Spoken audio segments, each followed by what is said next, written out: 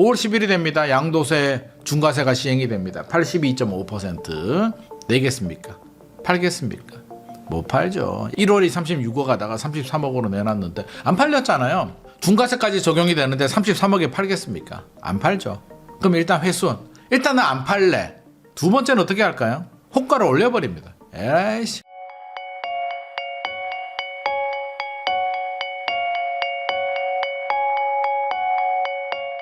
안녕하세요. 기님만 부동산 경제연구소 대표 기님만입니다. 또 부일남에 이렇게 나와서 지금 중요한 시점이죠. 5월 9일입니다. 부동산 시장의 기로인데 앞으로 어떻게 될 것인지 정확한 시장 진단하도록 하겠습니다. 최근에 이제 강남은 조금 조정을 받았었고 외곽은 계속 좀 오르는 분위기인 것 같아요. 지금 시장 상황 좀 전반적으로 어떻게 보시나요? 이게 이제 예전에는 서울 평균 뭐 이렇게 우리가 좀 많이 봤거든요. 지금 또 부동산은 주간 동향이나 KB 통계 보게 되면 뭐 부동산 R124도 마찬가지입니다. 주간 통계를 보는데 저는 이제 주간 통계는 큰 의미가 없다고 봅니다. 서울이 25개 구가 있는데 지역에 따라서 온도 차이가 크기 때문에 평균의 함정에 빠질 수도 있습니다. 서울 주간 상승률이 뭐 0.15%다라고 하면 모두가 다 0.15%라고 우리가 착각을 할 수가 있는데 그거는 이제 전체적인 흐름을 볼 때 저같이 이제 부동산을 업으로 하는 분들은 저는 항상 그래프를 만들거든요. 그래서 숫자는 잘 보지 않습니다. 우리가 0.15나 0.1이나가 뭐가 중요합니까? 상대적으로 흐름 자체가 바뀌었느냐? 이렇게 가다가 내려가는 흐름이냐 올라가는 흐름이냐가 중요한데 최근의 흐름을 보게 되면 내려오다가 그러니까 1월 23일이 아마 대통령께서 SNS를 통해서 직접적인 부동산과의 전쟁을 선포한 거로 저는 기억을 하고 있습니다. 그렇게 해서 5월 9일 다주택자 양도세 중과세 시행할 거야. 유예 1몰 유예를 5월 9일까지만 해주겠다.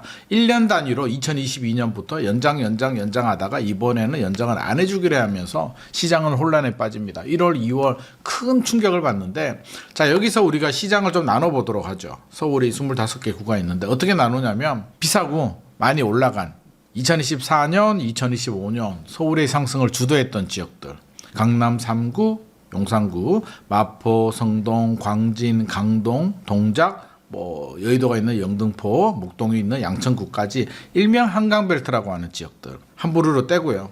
나머지는 비한강벨트 제가 이렇게 명칭을 하도록 하겠습니다. 한강벨트와 비한강벨트로 나눕니다. 왜 이게 중요하냐면 양도세 중과세가 뭔가요?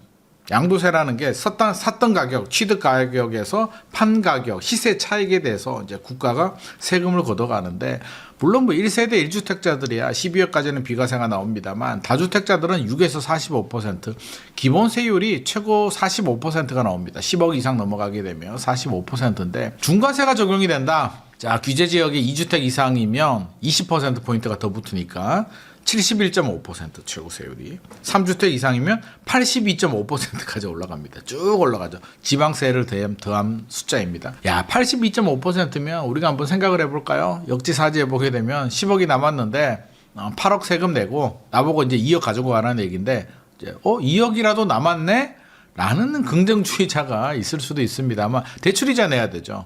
종합부동산세 냈잖아요. 그거 내가 5년 보유했는데 5년 동안 냈던 대출이자와 종합부동산세와 또 나의 돈이 들어갔으니까 기회비용이라는 게 있잖아요. 그 돈은 은행에 넣어도 3.5% 이렇게 예금금리가 나왔을 텐데 주식에 넣었으면 더 나올 수도 있는데 나는 기회비용을 이런 생각하면 2억 가지고는 손실입니다. 안 팝니다. 그러면 어떻게 돼야 된다? 많이 올라간 지역, 시세 차익이 큰 아파트 같은 경우는 집주인들은 생각을 하게 되죠.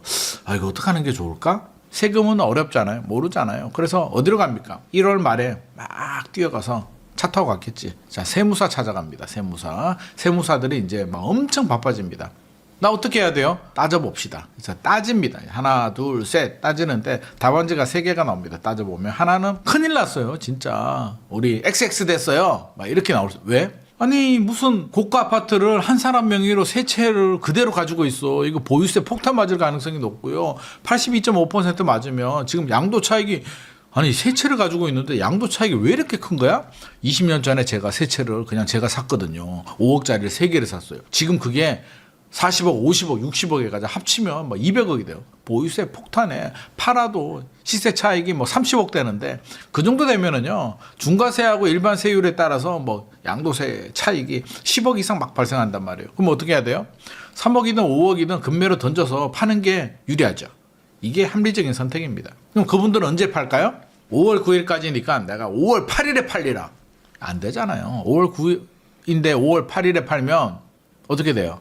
토지거래가 때문에 2주, 3주 걸리니까 물론 나중에 정부가 토지거래 신청까지 인정을 해줬습니다만 지금 최근에 인정해 준 거고 아니잖아요. 그러면 꼭 팔아야 되는 분들 우리라고 생각해 보자고요. 항상 우리가 시장을 분석할 때는 역지사지해야 됩니다. 내가 그 입장이 되면, 내가 다주택자 입장이 되면, 내가 비거주 1주택자가 되면, 내가 세입자 입장이 된다면, 내가 대통령 입장이 된다면 어떻게 될까라고 생각을 해보면 의외로 많은 부분이 해결이 될 수는 있습니다. 자, 내가 꼭 팔아야 되는 1번 답안을 받은 다주택자입니다. 언제 팔아요?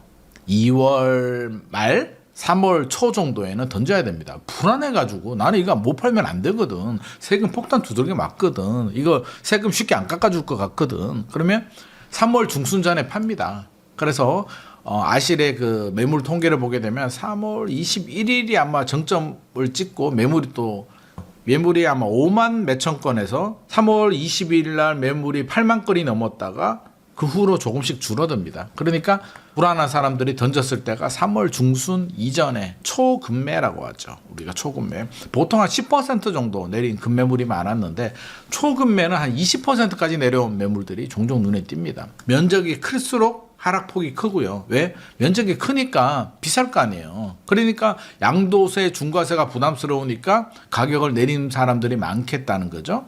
전용 84 같은 경우에 예를 들어서 뭐 잠실 S 리센트 아파트를 좀 예를 들면 쉬우니까 1월이 한 36억 했는데 10% 내리면 33억입니다. 자, 33억 정도의 금매 나왔는데 진짜 불안한 사람들은 31억, 30억이 던집니다. 와, 좋겠다. 순식간에 없어집니다. 왜 없어질까요? 부동산 시장을 어떻게 바라보냐면 수요자들은 이제 두 가지가 있죠. 집값이 떨어지는 데는 두 가지가 있습니다. 이걸 혼돈하는 사람들이 있어요. 전문가들 중에도 많이 혼돈하는데, 야, 정책 가지고 중과세 때문에 집값 잡았다고 막 박수칩니다. 실제로 부동산 전문가들 중에서도 그렇게 말하는 분들이 있는데 하락의 질이 중요하죠. 그게 뭐냐면 집값이 계속 떨어질 것 같아요. 진짜 이제 우리나라 부동산 시장이 끝이 안 보이고 뭐 불확실성, 경제가 이제 위기가 와서 고유가가 와가지고 너무 심각하고 이제 반도체 슈퍼 사이클이 끝나 국제 유가가 200달러가 이거 뭐 주식도 박살나지만 부동산도 버틸 수 있겠습니까? 뭐 이런 상황이라면 와 큰일 났다. 미국이 금리 막 올리네. 긴축이야. 막 금리가 막 5%, 7% 기준금리가 10%까지 가네. 어떻게 돼요? 멘탈이 터질 거잖아요. 저도 와씨 어떡하지? 이런 생각이 들 수 있잖아요. 자 그렇게 되면 금매로 던집니다. 그러면 집주인이 금매로 던지는데 매수자는 사고 싶을까요? 이 주변 환경이 불확실성이 커져서 막 위험이 막 고조되고 있는데 매수자 집 사려는 분들은 바보도 아니고 그걸 왜 삽니까? 관망이죠. 그러면 집값은 뚝뚝뚝 떨어지는데 최근에 제가 말씀드렸잖아요. 3월 중순 전에 집주인이 던집니다. 36억을 30억이 던져요. 더 떨어질 것 같으면 매수자들 안 사는데 얼른 주워 먹습니다. 순식간에 없어지더라고요. 저도 계속 현장을 모니터링 하다가 잠깐 바빠서 딴짓하다가 잠실에 가니까 순식간에 다 팔리고 없더라고. 그래서 이거 어떻게 됐어요? 그러니까 금방 팔렸어요. 그래서 초급매는 그때 다 팔렸다. 그러면 지금 남아있는 매물들 3월 중순부터 이제 4월 이때의 매물들은 2번 답안지를 가지고 있는 사람들입니다. 2번은 뭐냐면 팔면 좋겠다. 한번 팔아보자. 무리하게 안 팔리면 억지로 뭐 최선을 다했는데 안 팔리면 어떻게 가지고 가지 뭐. 가지고 갈만하네요. 소득도 있고 1번 같은 경우는 은퇴하고 소득도 안 되고 보유세 감당이 안 되는 분들 2번 같은 경우는 버텨볼 만할 것 같습니다. 한번 지켜보죠. 근데 노력은 해봅시다. 한번 팔아봐요. 자 3번 답안지는 굳이 왜 팔어? 당신 안 팔아도 돼요. 왜요? 저 문제되지 않아요?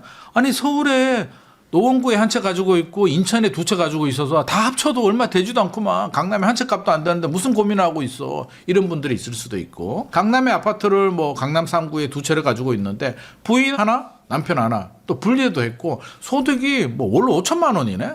전문직이어서 그럼 1년에 6억을 버는데 뭐 이거 뭐가 걱정이에요? 자녀한테 증여를 해도 되고 이런 분들은 3번 지금 2번 분들이 노력은 했는데 이제 줄어들고 있잖아요.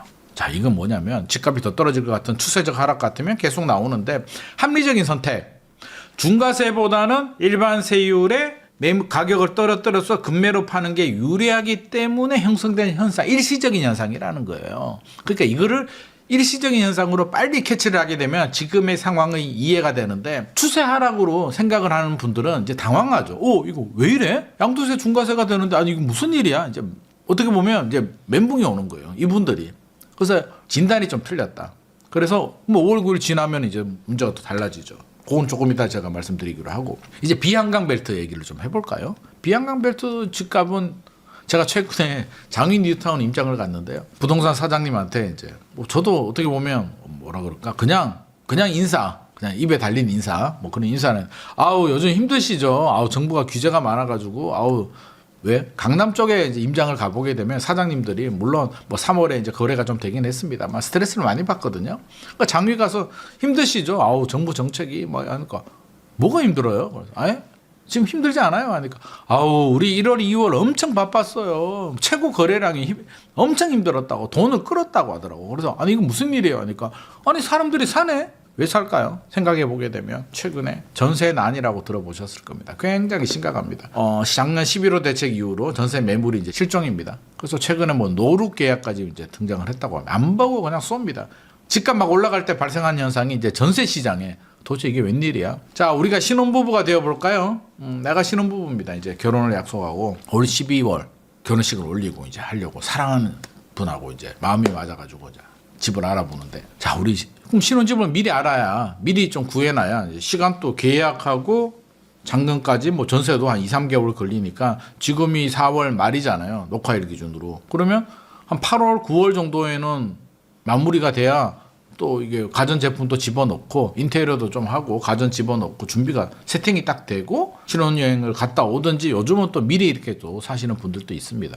집 알아보고 갔는데 전세 매물이 없어. 그럼 자기야 잠깐만 전세 매물이 없으니까 우리 결혼을 1년 미루자 라고 하면 그냥 끝날 것 같습니다. 아니 전세를 못 구해가지고 결혼을 1년 미루자 그러면 결혼 안 하겠다는 얘기와 똑같습니다. 그러면 이제 선택지가 어떻게 전세가 없으니까 전세금을 올려주고라도 구하든지 어떻게든 그게 쉽지 않다면 이제 월세와 매매 두 가지가 남는데 어떤 선택을 하시겠습니까? 우리 구독자분들은 월세 200을 내겠습니까? 그러니까 집주인한테 월세 200을 내겠습니까?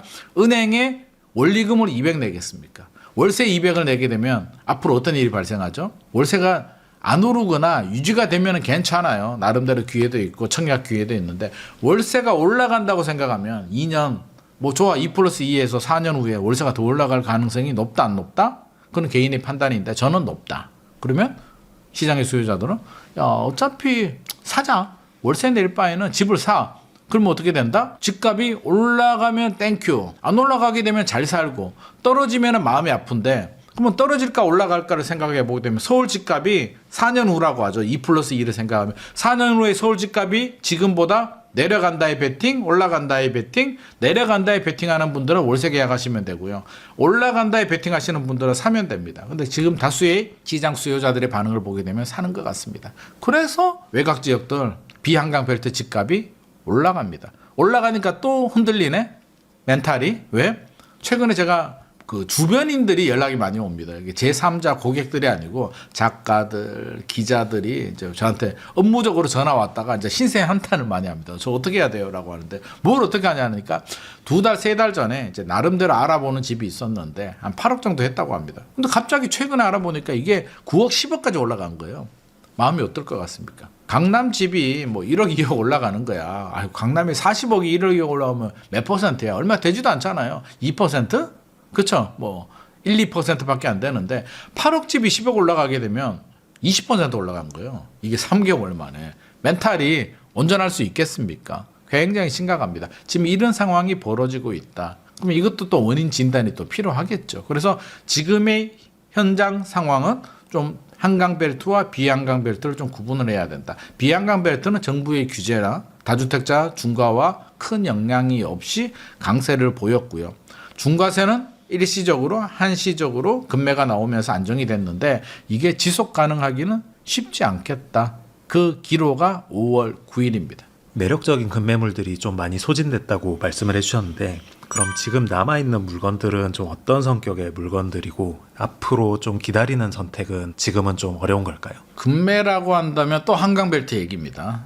이걸 우리가 뉴스를 잘 봐야 돼요. 신문이나 TV 또는 유튜브 뉴스 같은 걸 보게 되면 뭐 금매 얘기 나오고 좀 조정이 됐다 그러는데 한강벨트 얘기입니다. 그래서 한강벨트에 해당되지 않은 사람들은 그 뉴스를 보게 되고 착각을 하는 거예요. 아, 나오면 금매가 있겠구나라고 하는데 가보면 금매가 없고요. 지금 금매는 이제 한강벨트 고가 아파트 얘기입니다. 한마디로 2024년, 2025년에 많이 올라간 아파트인데 역설적으로 말하면 2024년 말에 25억 원 아파트가 35억, 36억 갔다가 한 33억 정도 나온 겁니다.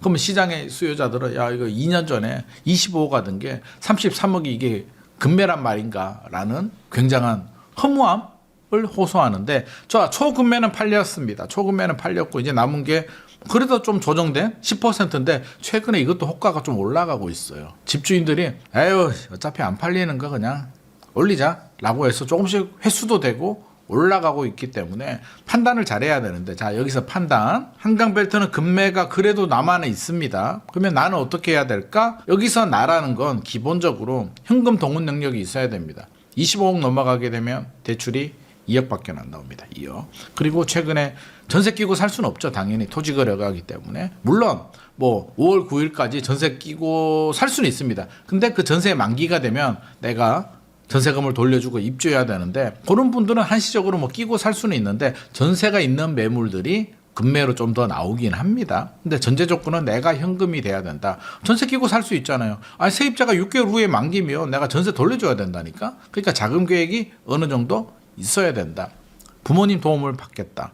최근에 국세청장이 편법 뭐 증여에 대해서 뭐 조사하겠다라고 하는데 저는 편법 증여가 그러니까 증여세를 안 내고 부모님이 아마 돈을 준 걸 말하는데 대다수의 이 집을 사는 분들 강남에 집을 사는 분들이 그렇게 허술하게 증여세를 안 내고 자식한테 돈을 준다?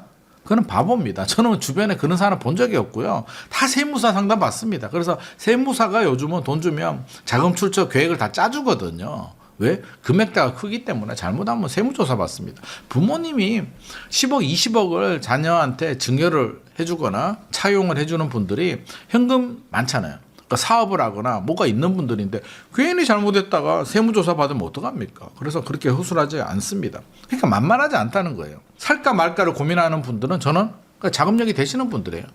필요하신 분이겠죠. 필요하니까 살까 말까를 고민하잖아요. 그래서 필요하다. 자금력이 된다. 어떤 식으로든 부모님한테 지원을 받든 본인이 돈이 있든 주식이 대박이 나든 코인이 대박이 나든 뭐 집한 돈이 있든지 어떻게 자금 출처에 문제가 없는 돈이다 라고 한다면 저는 사라고 합니다. 왜? 필요하니까. 무주택이. 근데 이분이 2주택이야. 또는 1주택인데 하나 더 산다. 이건 안 되죠. 주택 수가 늘어나게 되면 앞으로 이제 보유세도 올라갈 가능성이 높고 정부 정책을 우리가 맞서면 안 됩니다. 따라가야 돼요. 다주택을 하지 말아잖아요. 그래서 2020년 이후로 다주택자 비중이 계속 줄어듭니다. 당연한 현상입니다. 근데 여기서 주택 수를 늘린다? 무슨 부귀영화를 얻겠다고. 집값이 오를 수는 있어요. 올라갈 가능성은 높은데 세금 내고 나면 크게 뭐 실익이 없기 때문에 요즘은 똘똘한 채가 트렌드입니다. 물론 똘똘한 채도 이제 거주로 비거주는 갭 투자로 보고 있기 때문에 정부가 이제 거주로 갈 가능성이 높습니다. 장기보유 특별공제도 건드릴 가능성이 높기 때문에 거기에 맞춰서 거주할 수 있는 집을 사는 게 최선의 선택입니다. 그래서 그런 분 돈이 되고 그렇죠? 자금 출처에 문제가 없고 필요하고 무주택인데 또는 팔아서 일시적으로 이제 무주택이 되신 분들 갈아타야 된다. 지금 사세요. 5월 9일 전에 토지 거래가 받으면 되니까 초금매는 안 나오고요. 그러니까 예를 들어서 1월에 36억 하던 아파트가 지금 30억 거래 다 끝났고 33억 정도, 34억 정도 하는데 여기서 이제 나오는 금매물은 협상 과정에서 33억이라고 이제 가정을 해봅시다. 그러면 31억 이렇게 내려가기는 어렵고요. 지금 사정이 이랬어요. 내가 돈이 진짜 안 되니까 한 3천만 원, 한 5천만 원만 좀 깎아주시면 어떻게든 맞춰보겠습니다. 진짜 돈이 너무 빠듯해서 대출이 안 나와서 이렇습니다라고 하면 그 정도는 조정이 될 수 있을 것 같아요. 3천, 5천 정도. 근데 이게 2억을 깎아달라 그러면 주인들이 기분 나빠서 그럴 바에는 나 안 팔지라고 하기 때문에 그 정도의 합리적인 내가 집주인 입장이라면 솔직히 뭐 30몇 억짜리 아파트를 파는데 3천만 원 조정을 안 해준다는 거는 좀 그렇죠. 그래서 저는 그 정도 합리적인 선택을 하는 게 맞다. 전제 조건은 자금력이 되고 필요한 분들 그리고 다주택이 아닌 분들 사서 실거주 1주택이 되시는 분들은 그렇게 하셔도 됩니다. 근데 이제 다주택자들은 이제 답안지가 나왔잖아요. 꼭 팔아야 되는 분들 팔았다. 버틸 수 있는 분들은 나름대로 시뮬레이션을 돌려서 아마 이런 답안지를 받아봤을 것 같아요. 본인이 보유 능력이 있다. 현금 동력도 있고 수입이 좋아. 그러면 위험 보유죠. 위험을 내가 보유하겠다. 감당할 능력이 되니까 아니야. 나는 전세를 월세로 돌리고 월세를 받아서 감당하겠다. 세입자한테 전가하는 거죠. 특히 월세를 올릴 가능성이 높기 때문에. 그럼 위험의 방법은 세 가지가 있죠. 위험 회피. 위험 회피는 5월 9일 전에 파는 분들.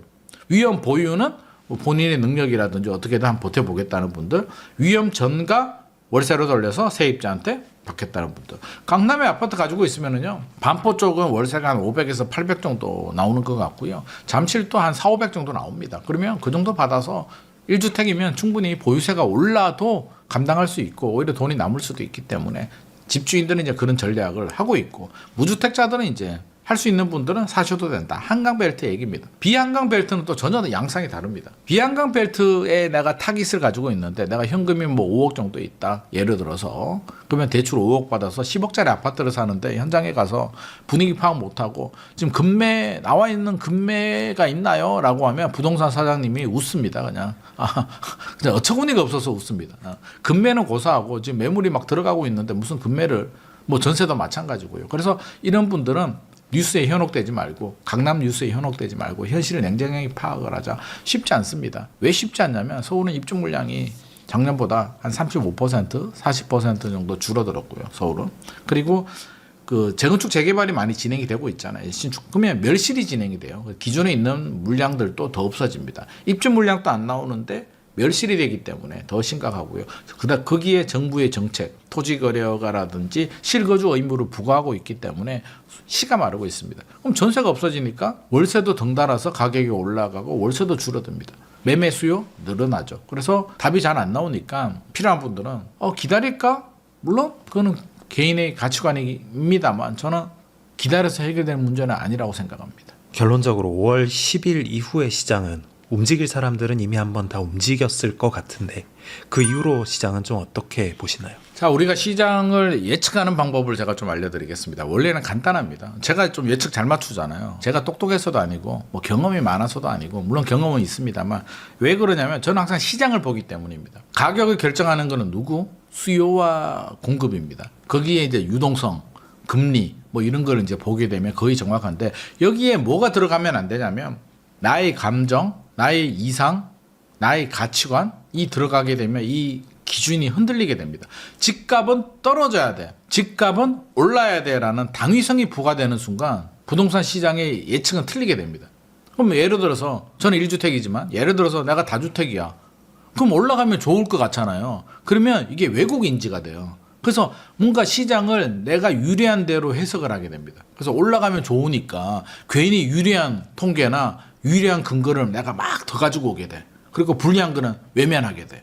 그러면서 예측이 틀리게 되는 거고요. 집값이 떨어져야 돼라고 말씀하시는 분들은 반대가 되겠죠. 올라가는 부분은 축소하고 내려가는 요인은 크게 확대 해석을 하기 때문에 또 왜곡 인지가 발생을 합니다. 그래서 항상 냉정하게 수요와 공급만 보자고요. 그러면 수요와 공급을 좀 보게 되면 자 5월 9일입니다. 5월 10일 5월 10일이 됐다라고 쳐요. 그러면 먼저 집주인 입장에서 우리가 생각을 해볼까요? 우리가 이제 집주인 입장이 됩니다. 쉽게 생각하면 강남 3구에 세 채 가졌다고 생각을 해봅시다. 일단 기분이라도 좋잖아요. 강남 3구에 세 채를 가지고 있습니다.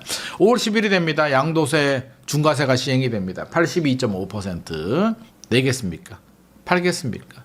못 팔죠. 일반세 이율도 고민되는데 사실 45%면 거의 절반 정도 내잖아요. 지방세까지 하게 되면 더 올라갈 수도 있는데 그것도 쉽지 않아요. 우리가 동업을 하더라도 반반이잖아. 내 친구하고 동업하게 되면 돈을 반반 태우면 수익도 반반. 친구가 돈을 태우면 나는 몸으로 때워가지고 뭐 반반 이렇게 하는데 국가가 뭘 해줬다고 반을 가지고 갑니다. 이거 적은 돈 아니에요. 양도세가 부족하다고 말씀하시는 분들이 있는데 물론 장기 보유한 1주택에 대해서는 감면을 해주지만 그렇지 않은 분들은 절반을 뗀다? 이거 어마어마한 겁니다. 내가 세금 다 내고 뭐 대출 이자 내고 위험부 내가 다 부담했는데 절반을 국가에서 가지고 가는 거는 세금을 사실은 많이 냅니다.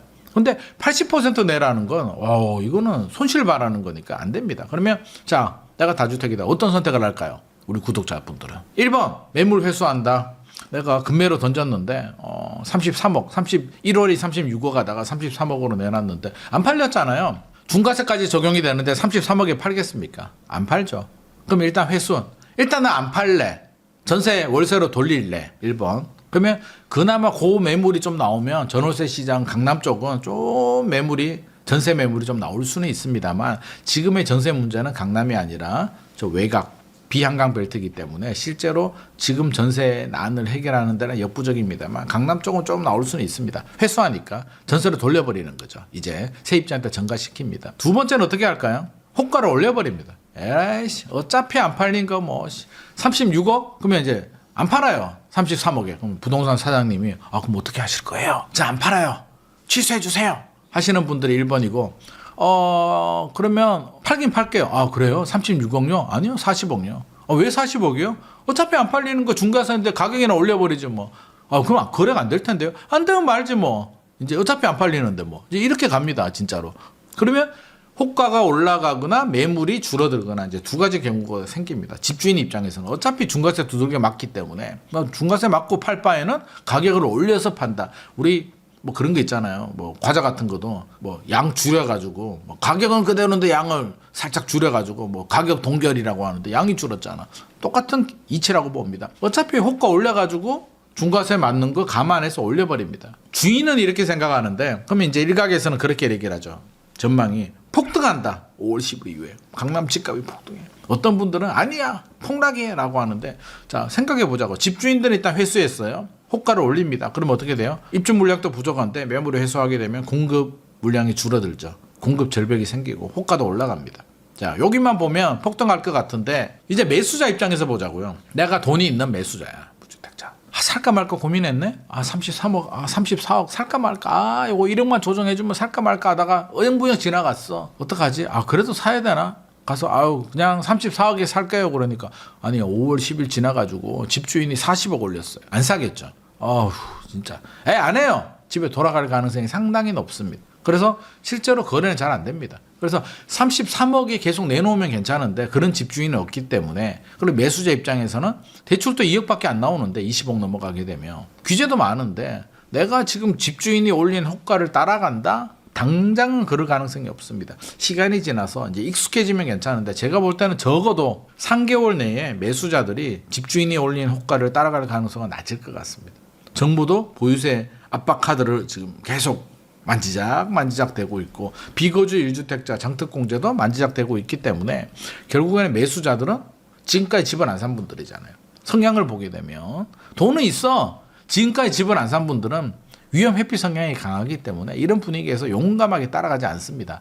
단 전제 조건은 포모가 생기지 않는 한 뭔가 시장에 문제가 생겼어. 정책의 부작용이라든지 뭐 경제 상황이라든지 이런 것 때문에 지금 안 사면 안 돼. 라는 분위기가 형성이 되면 180도 달라지는데 강남권이 2024년, 2025년 집값도 많이 올랐는데 사실 저평가는 아니잖아요. 강남이 많이 올랐는 건 우리 사실이잖아요. 인정할 건 인정하자고요. 그러면 매수자들도 포모 같은 현상이 막 재현돼서 난리가 나지 않는 이상은 그렇게 막 따라가지는 않을 것 같다. 그러면 한강벨트 시장은 일단 매물은 줄어들고 호가는 올라가는데 매수자들은 막 따라가지 않으니까 거래는 절벽이 되겠죠.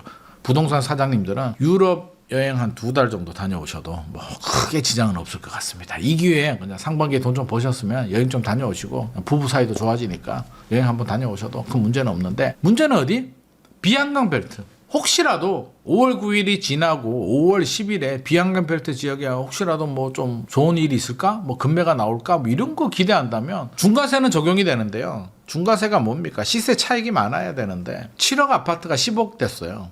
일반 세율로 파나 중과세로 파나 5천만 원 1억 차이인데 그걸 금매로 팔까요? 최근에 제가 도봉구 창동 갔는데 재밌는 현상을 하나 발견했는데 강남은 가격이 막 떨어졌잖아요. 이거 한 달 전 얘기입니다. 막 떨어져. 뭐 몇 억씩 떨어져. 다주택자들의 특징이 뭐냐면요. 물론 강남도 집이 있고 뭐 도봉구 창동에도 집이 있거나 뭐 인천에도 집이 있고 이런 분들이 뭐 지방에도 있는 분들이 있는데 그거는 이제 고향이 그쪽이거나 부모님이 거기 살거나 예전에 내가 거기 살아서 어떤 이유가 있어가지고 다주택이 되신 분들도 있고 투자 성향이 강한 분들은 사는 지역에 하나 더 삽니다. 내가 잠실에 살고 있어. 근데 뭐 2013년, 14년, 15년 그때 있잖아요. 막 집 사기 좋았던 환경. 그때 하나 더 사는 거예요. 그럼 어디 살까요? 그냥 잠실 자기 사는 주변에 대부분 삽니다. 강남에 사시는 분들은 강남에. 뭐 잠실 S 가지고 있는 분들은 S 리센트 하나 더 살 수도 있고 헬리오시티 하나 더 살 수도 있고 올림픽 뭐 기자선수촌 아파트 하나 더 살 수도 있고 이런 선택. 그럼 도봉구 창동에 계시는 분들은 그 지역에 여러 채를 가지고 있어요.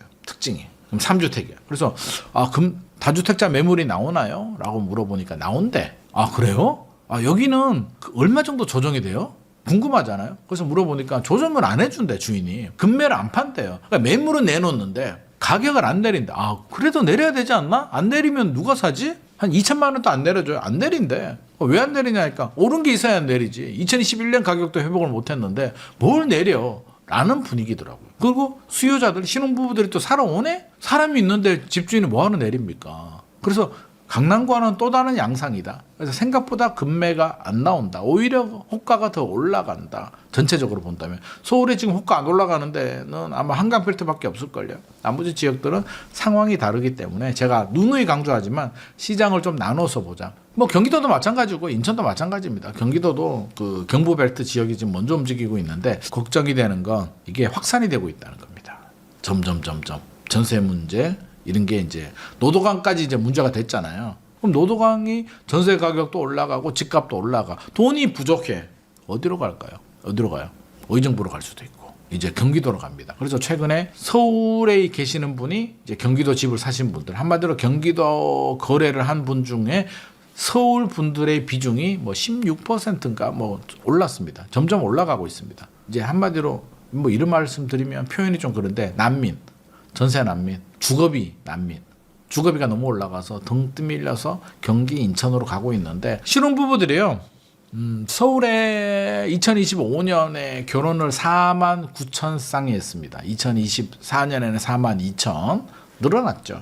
아마 2026년 올해는 더 늘어날 것 같습니다. 제 주변에 보니까 결혼하겠다는 사람도 많이 있더라고. 올해는 5만이 넘습니다. 작년 기준으로 4만 9천인데 뭐 약 5만이라고 하죠. 이 5만 중에 3만 쌍이죠.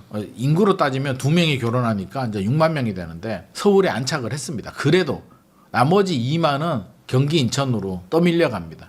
좀 피곤한 출퇴근을 이제 해야 되는 상황입니다. 이게 무슨 의미냐면 신혼부부들은요.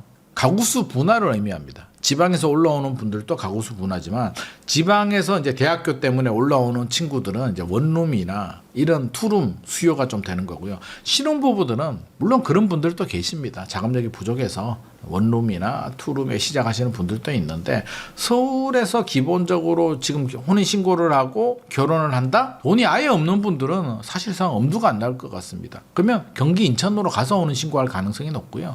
서울에서 혼인신고를 했다는 얘기는 기본적으로 본인들이 한 3억에서 5억 정도 총알을 가지고 있고 부모님 지원을 좀 받을 수 있는 분인데 제 딸도 그러더라고요. 개뿔 돈도 없으면서 야, 돈 없으면 빌라에서 신혼 시작해야지. 우리 애도 이제 20대니까요. 그런 얘기하면 우리 애는 그럽니다. 그럴 바에는 나 결혼 안 해! 이러더라고요. 저희 시대와 이제 트렌드가 좀 달라진 거죠. 저희 때는 이제 아파트 시대가 아니었으니까. 제가 어릴 때는 아파트가 이제 막 만들어지는 시기였습니다. 저는 그때 이제 태어나서 아파트 시대를 이제 어떻게 보면 몸으로 체감을 하는 거죠. 단독주택이나 빌라 살다가 이제 아파트 시대로 들어가는 세대고 우리 자녀 세대는 눈 뜨니까 아빠 집에 살고 있는 거예요. 물론 모든 사람들이 다 아파트에 살진 않는데 이제 반반으로 본다면 그래서 생각보다 아파트 수요가 꽤 높다. 아파트에 못 들어가면 빌라에 들어가는데 전제 조건은 뭐다? 서울은 정비 사업을 많이 하잖아요. 신통도 하고 뭐하도 하기 때문에 미래의 아파트가 될 곳에 전세는 들어갑니다. 빌라에. 버티면 되니까 이걸 몬테크라고 합니다. 그래서 이런 분들은 갑니다. 그러니까 굉장히 좀 다양한 반응. 근데 신혼부부들이 강남 3구, 용산구에 들어가는 분들이 몇 퍼센트 될까요? 있죠. 부모님 잘 만나거나 본인 능력이 있는 분들 있습니다. 근데 5만 쌍 중에 강남에 자리를 잡는 분들이 과연 10% 진짜? 그러니까 좋아 10%는 강남에 자리 잡고 그럼 나머지 4만 5천은 비한강 벨트나 경기 쪽에 자리를 잡고 있기 때문에 저는 이런 시장은 앞으로도 더 문제가 될 거다. 왜 가구수 분할은 되는데 서울에도 정비 사업 계속 해야 되잖아요. 멸실되는 가구들이 있기 때문에 수급 밸런스를 보자면 비한강 벨트 시장은 쉽게 안정되기는 어려울 거다. 이 시장을 쉽게 안정될 거라고 말씀하시는 분들은 수요와 공급을 다시 좀 계산을 좀 해보셔야 됩니다. 절대적인 입주 물량이 부족하다. 11호 대책으로 토지거래가 적용돼서 전세 매물이 급감하고 있다. 그런데 정비 사업으로 멸실까지 된다. 신혼부부들이 가구수 분화까지 생긴다. 근데 신혼부부들이 코로나 팬데믹 때는 3만 얼마였나? 그 정도밖에 안 됐는데 지금 막 늘어나서 이제 2배까지 늘어났거든요. 가구수 분화가 생긴다. 이렇게 생각해 본다면 문재인 정부 때보다 저는 상황은 더 안 좋은 것 같습니다. 집값은 올랐어. 고평가인데 상황만 보자면 가구수 분화도 더 많이 생기고 있고 입주 물량은 문재인 정부 때의 반토막. 문재인 정부 때는 4만 7천에서 4만 9천 가구 정도 남았는데 지금은 그 절반 정도 2만 8천 그것도 임대 포함해서 그 정도밖에 안 나오고요. 내년에는 더 줄어듭니다. 공급 열심히 한다고요? 3기 신도시 2018년 19년에 시작을 해서 이제 막 분양을 하고 막 올해도 한 2만 9천 정도의 공공 분양이 나오는데 모두 그게 올해 입주 물량으로 연결되진 않잖아요. 시간이 좀 필요합니다. 그것도 경기도입니다. 경기 인천. 서울에는 거의 찾아보기 어렵습니다. 그렇게 따져본다면 서울의 외곽 지역들은 이거 쉽게 해결될 문제는 아니다. 해결하려면 어떻게 해야 될까요? 공급은 늘려야 된다. 지금 열심히 노력하고 있잖아요. 작년에 97 공급 대책, 129 공급 대책 나와도 그게 금방 해결이 되나요? 빌라 오피스텔? 그거라도 열심히 해야 되는데 빌라 오피스텔 또 그 2022년 긴축 때 받은 영향으로 은행들이 대출 회수하고 막 하면서 완전히 망가져 버렸어요. 전세 사기하고 긴축 때문에 대출 PF 문제, 뭐 대출 시장이 망가지게 되면서 상당히 공급량이 많이 줄어들었습니다. 1년에 빌라가 잘 될 때는 2만 가구 정도 공급이 됐는데 최근에는 제가 듣기로는 2천인가 4천인가 그 정도 단위로 줄어들었다고 합니다. 그러니까 아파트 공급도 줄고 비아파트 공급도 준 상태에서 지금 공급이 쉽게 해결이 안 됩니다. 그러면 다주택자들이 임대 사업이라도 잘해야 되는데 다주택자를 어떻게 합니까? 토지거래가부터 시작해서 양도세, 중과세부터 다주택자 때리게 하죠. 왜? 이유는 있죠. 다주택자가 가지고 있는 매물을 내놔야 입주 물량도 부족한데 매물이 좀 늘어나게 되면 공급을 채우니까 요거는 이제 긍정의 효과인데 정부 정책의 긍정의 효과인데 부정의 효과는 전세 시장이 망가지잖아요. 뭐 산수 얘기해가지고 제가 얼마 전에 백분 토론 또 나갔는데 2월에 백분 토론할 때 다주택자를 규제하게 되면 전세 시장은 영향이 없다. 왜요? 집주인이 팔아 매물을 팔게 되면 무주택자가 사니까 똑같은 거 아니냐. 공급 물량이 주는 대신에 수요도 하나 주니까 딱 맞아 떨어지니까 영향이 없다라고 했는데 그 산수의 전제 조건은 그 집에 사는 세입자가 그 집을 샀을 때 얘기입니다. 그러면 영향이 없죠. 퍼펙트하게 제로섬 게임이 되는데 세입자가 무슨 돈 있으면 진작 샀겠지. 그러니까 기본적으로 그럼 어떻게 돼요? 집주인을 팔려면 세입자 만기가 되면 세입자를 먼저 보냅니다. 그러면 수요가 먼저 발생해요. 세입자가 먼저 나와서 자기 살 집을 막 알아보고 다녀. 그러니까 수요가 먼저 발생하고 누군가는 샀네? 누가 샀을까요? 경기도에 계시는 분들이 살 수도 있고 인천에 계시는 분들이 살 수가 있고 성북구에 계시는 분들이 다른 구에 또 살 수도 있고 지방에 계시는 분들이 살 수가 있기 때문에 엉뚱한 곳에서 산수 계산이 달라지게 된다. 그러면 수원에 사는 분이 샀다? 토지거래 가다 수원 집을 본인이 팔고 서울 집으로 들어오기 때문에 수원에서는 공급이 늘어날 수는 있겠으나 서울은 반대로 오히려 수요는 늘어났는데 공급은 효과가 없죠. 늘어나는 효과가. 이런 일들이 여러 가지 생깁니다. 그래서 부동산 시장은 단순하게 산수로 볼 게 아니라 수학으로 봐야 됩니다. 변수들도 많고 상수도 있고 여러 가지가 있기 때문에 간단하지 않다. 그래서 모든 정책은 명암이 있는데 지금의 여러 가지 정책적 상황을 보게 되면 다주택자들을 규제하고 있고 비거주 1주택자도 지금 투기로 간주해서 규제를 하고 있는데 역설적으로 이분들이 임대차, 전월세를 공급해주는 역할을 하고 있고요. 그럼 어떻게 된다? 전월세가 불안하니까 지금 매매로 이건 아마 예상을 못했을 겁니다. 정부도 와 이렇게까지 빨리? 저도 이렇게까지 빨리 진행될 줄은 몰랐는데 제 예상보다도 더 빠르게 전세가 소멸이 되고 있기 때문에 굉장히 심각한 문제고 정부는 그 생각만 했죠. 전세 가격이 올라가게 되면 매매 가격을 밀어 올리니까 전세를 최대한 억누르게 되면 집값이 안정되리라고 생각했는데 전세가 소멸이 되니까 이 수요가 이렇게 튀어 올라가면서 집값을 오히려 올리고 있는 이런 상황이 발생을 하고 있습니다. 1주택자도 쪼이고 있잖아요. 네. 장기 보유 특별공제. 근데 장기 보유 특별공제는 원래 오래 보유할수록 혜택을 주는 제도인데 취지가 지금 논의되는 방향은 오래 보유할수록 약간 불이익에 가깝지 않나 이런 생각도 들거든요. 어떻게 보세요? 정부의 방침은 오래 보유하는 건 안 돼. 오래 거주한 사람만 보상을 해주겠다. 한마디로 원칙은 있습니다. 실거주 원칙. 그러니까 거주하는 집은 투기가 아니야. 거주하지 않는 집은 투기로 간주하고 있습니다. 물론 그 이론이 뭐 틀렸다는 건 아닙니다. 아니, 살 집을 하나 가지고 있어야지. 살고 있는 집을 왜 가지고 있니? 단순히 생각하면 맞네. 그럴 수도 있네. 라고 생각할 수 있습니다. 굉장히 정의로운 말이기도 하고요. 거주하지 않는 집을 가지고 있는 사람은 뭔가 좀 이상한 것 같아.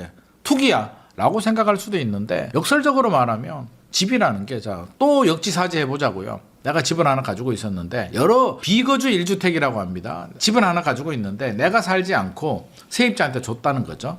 단순하게 생각하면 세입자가 그 집에 살고 있습니다. 자, 어떤 경우가 있냐면 1번 사례, 돈이 좀 부족해. 내가 3억이 있는데 집값이 6억이야. 전세가 3억이야. 그럼 어떻게 해야 돼요? 내가 은행 대출을 받아서 들어가서 살 수도 있는데 나는 부모님 집에 살아도 돼. 그 집에 나중에는 내가 들어갈 건데 당장은 내가 부모님 집에서 어떻게 좀 삐대가지고 우리가 좀 어떻게 좀 해봐. 그러면 자, 은행에서 대출을 받으면 뭘 내야 되죠? 원금과 이자를 상환해야 됩니다. 전세를 주게 되면 이걸 이제 세입자 대출이잖아요. 이게 무이자 대출이잖아. 세입자 금융, 사금융이잖아요. 내가 이자를 주는 대신에 세입자는 내 집에 살고 있는 거죠. 그럼 나는 그 집에 안 살면 이자를 안 내도 되잖아. 은행에. 이득이 아니 이득이죠. 그러면 그 사이에 부모님 집에 살면서 돈을 더 모으리라. 그래서 한 3년 모아서 5년 모아서 세입자 전세금 마련해서 세입자 보내고 내가 그 집에 들어가리라 하시는 전략이 충분히 가능하잖아요. 그럼 이분이 투기를 했나요? 아무리 봐도 수요와 공급이 안 맞아서 집값이 올라갈 것 같으니까 미리 사서 세입자 주다가 3년 5년 후에 내가 돈 벌어서 세입자 보내고 들어가겠다는데 그게 투기입니까? 그게 투기라고 한다면 할 말은 없고. 자, 두 번째 사례는 살고 있었어. 이제 대치동이라고 할까요? 목동이라고 하자. 대치동 사례는 제가 여러 번 들었으니까. 목동에 우리 애가 생각보다 똘똘하네. 나 닮아서 공부 못할 줄 알았는데 와이프 닮아서 공부를 잘해. 그럴 수 있잖아요. 애가 똘똘하네. 그럼 이제 욕심이 생기죠. 이거 의사 한번 만들어 볼까? 이제 목동으로 이사 갑니다. 이제 집을 구하죠. 샀어. 근데 애가 잘했어. 잘해가지고 이제 애가 졸업해가지고 부산대 의대에 간 거예요. 지방에.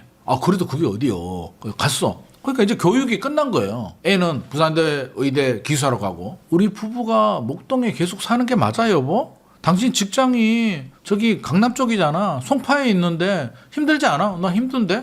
우리 그러지 말고 차라리 여기 전세나 월세 주고 당신 직장 가까운데 우리 2명 있으니까 좀 집 작게 임대 좀 저렴한 데 구하자. 합리적이에요, 안 합리적이에요? 합리적이죠. 반대로 가게 되면 직장이 잠실이라고 하니까 좀 그럴 수는 있는데 그럼 직장이 파주야. 출판단지 있는데. 그러면 파주 직장 근처에 내 집 아니니까 전세 저렴하게 구하면 목동에 전세금 받아서 파주에 전세를 가면 돈이 남죠. 그 돈으로 주식 투자해. 요즘 주식 좋으니까. 이득이 아니득이에요. 뭘 봐도 이득이잖아.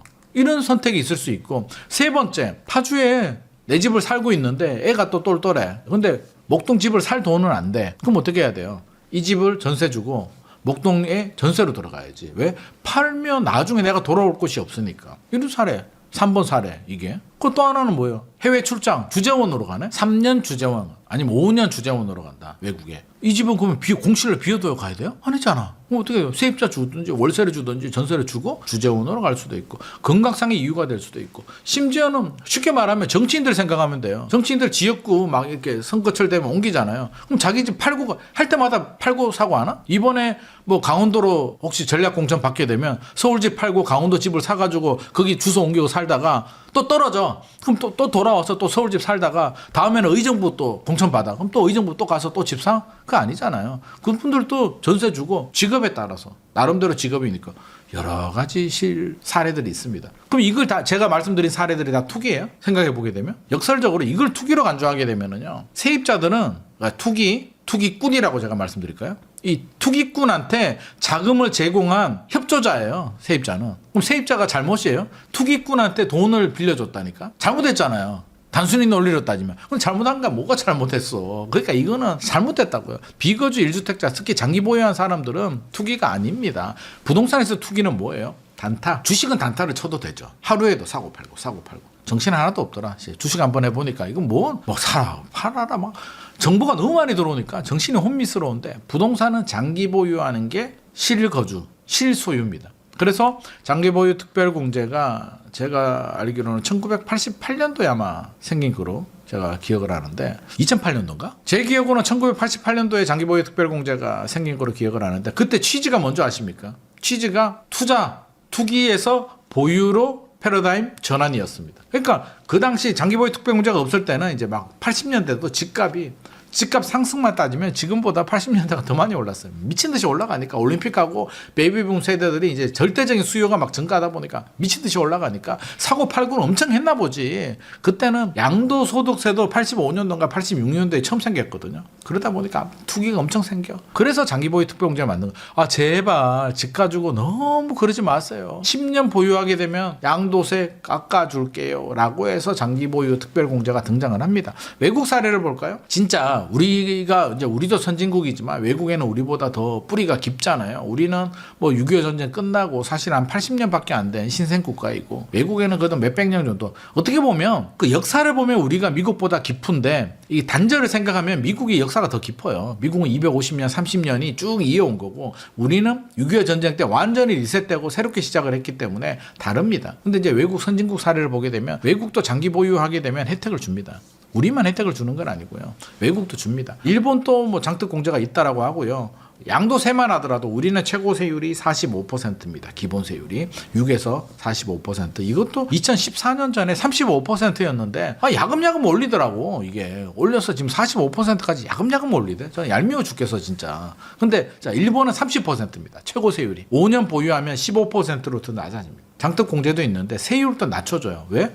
투기 아니니까. 미국도 마찬가지고요. 미국도 세금 깎아주는 게 있고요. 1년 미만과 1년 이상이 또 세율이 다릅니다. 37%에서 20%로 낮아지나 아마 그런 거로 제가 기억을 하고요. 물론 공제 금액도 있습니다. 프랑스 같은 경우는 22년 지나면 비과세가 됩니다. 딱 22년이 아니라 1년에 뭐 몇 년에 몇 %씩 해가지고 이렇게 우리 장기보유 특별공제처럼 올라가서 비과세를 전액 비과세를 해줍니다. 22년 보유하게 되면 독일은 2년 거주 또는 10년 보유하게 되면 비과세를 해줍니다. 그럼 외국인들은 외국 선진국은 장기 보유하면 왜 비과세를 해줄까요? 투기가 아니니까. 그럼 왜 해주냐면 자 생각을 해보자고. 이유가 있을 거잖아요.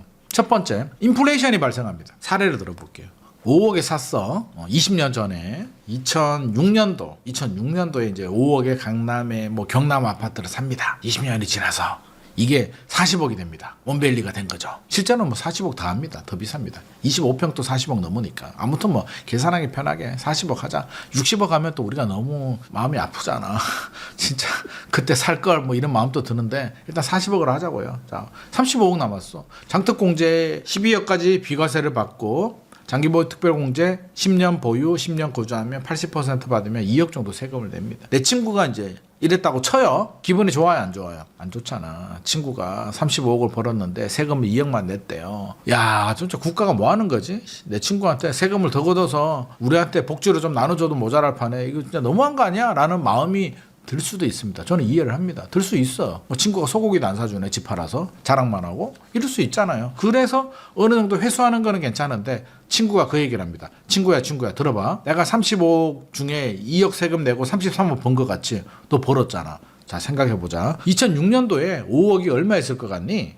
2006년도에 5억? 그때는 마포 아파트가 5억 정도 했습니다. 공덕동에. 공덕 삼성 뭐 이런 아파트들. 또 그게 지금 얼마입니까? 20억 넘잖아요. 그렇게 생각해보면 한 4배 정도는 올랐죠. 3배, 4배 정도. 그렇게 따져보면 15억이나 20억 정도라면 실제로 이분이 35억의 시세 차익을 얻은 게 아니라 한 20억 정도 얻은 거죠. 그러니까 그러면 달라지잖아요. 양도 차익에 대해서 인플레이션을 감안해보게 되면 확 줄죠. 35억에서 15억, 20억을 이제 빼버리게 되면 이렇게 주는 거죠. 한 20억 정도 벌었다고 봐야겠죠. 그러니까 그래도 20억 벌었네? 20억 벌었는데 2억 낸 건 너무 작지 않아? 그럼 친구가 또 그렇게 얘기하죠. 친구야 잠깐만 들어봐. 지금 2014년도에 양도세율이 35였는데 지금 45%도 올라갔지. 나는 매년 못 낼 것 같니? 종부세 내잖아. 종부세, 양도세 필요 경비에 공제도 안 해준다? 양도세 비과세 12억까지지 예전에 2006년도에 6억이었어. 2배밖에 안 올렸어. 물가 상승률 따져도 20억, 24억까지는 공제를 해줘야 되는데 비과세 기준을 올려줘야 되는데 정부가 안 올리잖아. 누진세율 너 아니? 누진세율 6에서 45% 구간이라고 하는데 6% 받으려면 지금은 1,400만 원이야. 예전에는 1,200만 원이야. 20년 전에. 20년 전에 1,200만 원이 지금 이제 1,400만 원 됐어. 물가 상승률 따져보면 5천만 원 이하가 6%가 돼야 되는데 실질적인 증세를 하고 있다고요. 어떻게 보면 우리 국민들 삥 뜯어 먹고 있다니까. 올려줘야 되는 걸 안 올려준 거야. 월급을 쉽게 생각하면은요, 20년 전에 월급을 200 받았는데 지금 220 주는 거예요. 600 줘도 모자랄 판에. 20년 전에 200은 대기업들도 20년 전에 한 3, 400 정도 받았거든요. 근데 그거를 지금 대기업 20년 전에 300 받던 사람을 350 주면 그게 올랐는 거야. 손실이지. 그러니까 그런 걸 따져보게 되면 장특공제가 일정 부분 충분히 일리가 있다. 그리고 장기 보유하게 되면 또 오랫동안 관리도 하고. 외국에는 그런 거죠. 보유세가 높잖아요. 높은 보유세를 내고 그 집이 오래됐잖아요. 또 선진국들 유럽이나 이런 데는 고택이기 때문에 관리 비용이 많이 듭니다. 그래서 오랫동안 세금을 내고 보유세를 많이 내고 왜 그 동네의 인프라 사용료와 이 건물 관리할 수 있는 능력이라고 보시면 됩니다. 보유세 내고 건물 관리하는데 너 고생 많이 했구나. 집을 방치하게 되면 빈집 문제가 심각하거든요. 그래서 오래 보유한 사람은 잘했어 계속 좀 더 보유해. 우리가 양도세는 안 받을게 라고 해주는 겁니다. 개념은 좀 다르지만 우리도 그렇게 생각해 보면 터무니없지는 않다. 그리고 또 결정적으로 장기 비거주 1주택은 뭐 했냐고요. 세입자한테 줬잖아. 10년 동안. 자주택자도 마찬가지고. 그럼 10년 동안 내가 비거주를 했잖아요. 그럼 10년 동안 세입자는 잘 살았다는 얘기입니다. 전세가 많이 올렸잖아. 임대사업자가 있으면 많이 안 올렸겠죠. 그래서 임대사업자도 다 명함이 있습니다. 긍정의 효과는 세입자한테 거의 안 올리고 집을 줬다. 부정의 효과는 그래도 집주인이 세제 혜택을 너무 많이 받았다 라고 할 수도 있어요. 그거는 설계를 잘못한 거야. 그럼 혜택을 좀 축소하더라도 임대사업자 제도는 유지하는 게 맞았죠. 세입자 주거 안정을 위해서는. 근데 정부가 지금 다주택자 때문에 집값이 올랐다는 이유만으로 때리다 보니까 저는 굉장히 좀 우려스럽다는 말씀드리고. 좋아요. 다 좋아. 그래도 목적을 달성하면 되잖아요. 비거주 1주택자를 규제해서 집값이 안정된다. 되면 되잖아. 될 것 같습니까? 안 되니까 문제지. 왜 안 될까요? 이렇게 말하면 또 사람들이 욕한다. 또 너 정부 정책에 맨날 딴지 걸고 어떻게 너 애가 삐딱하냐? 안 되는 것만 얘기하냐 그러는데 저는 시장을 얘기를 합니다. 자, 생각을 해보자고요. 또 내가 비거주 1주택이라고 생각을 해봅시다. 이번에는 영등포에 집 하나 가지고 있다라고 이제 우리가 가정을 해보죠. 전세 줬어요. 내가 10년 전세를 줬어. 그리고 거주는 2년만 했어. 1세대 1주택자 비과세 요건이 2년 거주, 2년 보유, 규제지역은 규제지역 아니면 2년 보유만 하면 되니까 자 했는데 정부가 비거주 1주택이라고 해서 감면을 축소하겠답니다. 나는 지금 어디 살고 있다? 대구광역시에 지금 살고 있습니다. 직장이 여기여가지고 예를 들어서 어떤 선택을 할까요? 정부가 혜택을 줄인답니다. 팔아야 될까요? 팔아요 말아요? 지금 양극화 때문에 10년 전에 내가 내려왔을 때 대구 집은 사실 한 5억 했다면 지금 또 한 7억 정도인데 서울 집은 3배, 4배 올랐어. 그럼 어떤 선택을 해? 양극화는 더 벌어지는데. 그러면 영등포 아파트를 팔면 다시 똑같은 집을 살 수 있을까요? 양도세 내야 되죠. 이제 대출도 안 나오죠. 인플레이션 방어도 안 되죠. 똑같은 집을 못 삽니다. 더 다운그레이드 돼서 서울 집도 사기도 어렵고 토지거래 때문에 입주해야 되니까 살 수도 없고 사기도 어렵고 그걸 왜 팔아? 바보야? 그럼 어떤 선택을 해요? 안 되겠다. 올라가자. 그래서 올라갑니다. 진짜로. 그래서 실거주를 선택합니다. 그러면 세입자가 이제 2+2 할 거잖아요. 2년 살고 집주인한테 연락하겠죠. 계약갱신 청구 사용하겠습니다. 미안한데요. 안 되겠습니다. 에? 왜 안 되는데요? 처음에는 된다고 했잖아요. 된다고 했는데 정부가 나보고 입주 안 합니다. 정부가 언제 그랬어요? 비거주 1주택에 대해서 세제 혜택을 줄인다니까 거주만 혜택을 주겠다니까 그럼 내가 거주해야지. 어떻게 해요? 그렇네요. 세입자가 쫓겨나갑니다. 전세 문제가 더 심각해지고 집주인 그러면 서울처럼 좋은 지역들은 이제 집주인의 자가 비중이 쭉 올라갑니다. 세입자의 주거 안정은 엄청나게 안 좋아집니다. 그러면 매물이 나올 수는 있죠. 어떤 분들이 파냐면 고령자들. 또 생각해보죠. 내가 나이 70이라고 생각을 해보죠. 70인데 5억에 사서 40억이 된 거예요. 많이 올랐죠. 2년 거주만 했어. 2년 거주하고 이제 10년 보유했는데 정부가 혜택을 줄인답니다. 그러면 내가 8년 거주를 해야 되잖아. 내가 지금 나이 70인데 8년 거주하게 되면 비과세 받으면 78세예요. 78세 돼가지고 비과세 받아서 돈 받아가지고 78세면 물론 100세 시대니까 100세까지 살 수도 있는데 생각을 해보게 되면 78세 이상이 되면은요. 제가 안 돼봐서 모르겠는데 제 아버지 보니까 식욕도 좀 많이 떨어지시고 친구 만나러 가시는 것도 좀 힘들어하시고 전반적으로 좀 행동의 바운더리가 굉장히 좁아집니다. 그냥 손주한테 용돈 좀 주는 재미에 뭐 어쩌다가 친구 만나서 좀 이렇게 하는 그 정도의 낙밖에는 없으신 것 같아요. 그렇게 따져보면 뭐가 맞아요? 지금 팔고 지금 70이니까 70은 그래도 요즘 100세 시대 때 정정하잖아요. 팔고 유예를 좀 해줄 거니까. 유예가 뭐냐면 바로 탁 자르지 않고 올해 말까지, 올해 말이 지나면 예를 들자면 뭐 내년부터 비거주에 대해서는 장특공제 감면 축소하겠다, 감면을 하겠다라고 하면 올해 안에 팔면 되잖아요. 그럼 70세 이상의 고령자 같으면 팔죠. 팔아서 35억 남은 거 중 2억 세금 내고 33억 들어오잖아요. 그럼 뭐 할 것 같아요? 33억 들어오게 되면 팔고. 자식한테 저 같으면 35억 들어오게 되면 애한테 한 3억이나 5억씩 이렇게 증여해주고, 니들도 전세 구해야 되니까. 그리고 나는 다른데 뭐 신도시라든지 교통이나 병원이 좋은 곳에 새 아파트, 또 새 아파트 사는 거 좋으니까 하고, 차도 좀 바꿀 것 같아요. 저는 테슬라 S 뭐 이런 거 자율주행 잘 되는 거 옵션 딱 달아가지고 친구 만나러 가면 자율주행 해놓고 이래 있으면 운전 침치면 안 돼. 가잖아. 친구 만나면 친구야 내가 소고기 사줄게. 너 웬일이야? 괜찮아. 이 정도는 사줄 수 있어 임마. 이렇게 되죠. 그러면 친구들이 자주 만나자 그래. 사주니까. 아니 돈이 뭐 30억 20억 남았는데 소고기 먹어도 돈 남아. 그 ETF 넣어놔도. 자, 그렇기 때문에 이게 그러니까 고령자들은 그런 선택을 할 수가 있습니다. 근데 대부분의 40대, 50대 분들, 이런 분들은 거주를 선택하기 때문에 저는 긍정의 효과보다 부작용이 더 크다. 고령자 집을 팔게 하고 싶으면 비거주 1주택 장특공제 그 혜택 감면보다도 오히려 더 쉬운 방법들이 많죠. 뭐냐면 서울집을 팔고 고향으로 가시는 분들, 서울집을 팔고 고향에 지방에 미분양 아파트를 산다. 미분양이 많으니까 산다라고 하면 양도세 감면해 줄게. 면제해 줄게. 너 진짜요? 2억도 아니고 35억 너 다 가져가. 단 지방에 미분양을 사야 돼. 합니다. 나 같으면 하지. 팔고 갑니다. 지방에 가서 그럼 뭐가 좋아요? 서울은 안 그래도 수요가 많은데 서울 수요 1 감소하죠. 돈 들고 지방 갑니다. 그럼 소고기 사 먹으러 서울로 와요? 아니잖아요. 지방에서 소고기도 사 먹고 지방 소비도 좋잖아. 그러니까 이런 여러 가지 좋은 정책들이 있는데 비거주 1주택은 나빠. 투기야! 이런 이념이나 자기들 나름대로의 공정의 잣대를 들이대게 되면 시장이 왜곡이 되고 긍정의 효과보다 부정의 효과가 더 크기 때문에 저는 상당히 우려스럽다는 말씀 드리고 싶습니다. 그래서 요즘 전월세 시장이 되게 많이 걱정이 되는데 수천 세대 대단지에도 뭐 전세도 0건, 월세도 한 건 있다가 0건.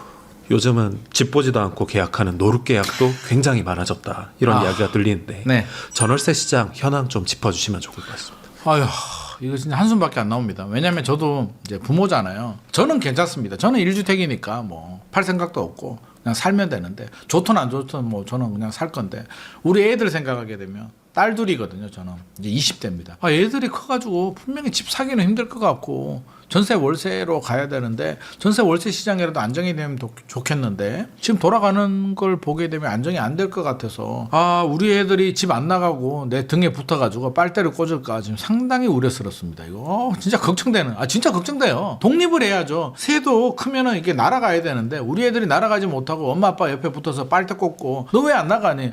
아니 전세 월세 때문에 아빠가 집 사줄 거야. 전세 구해줄 거야.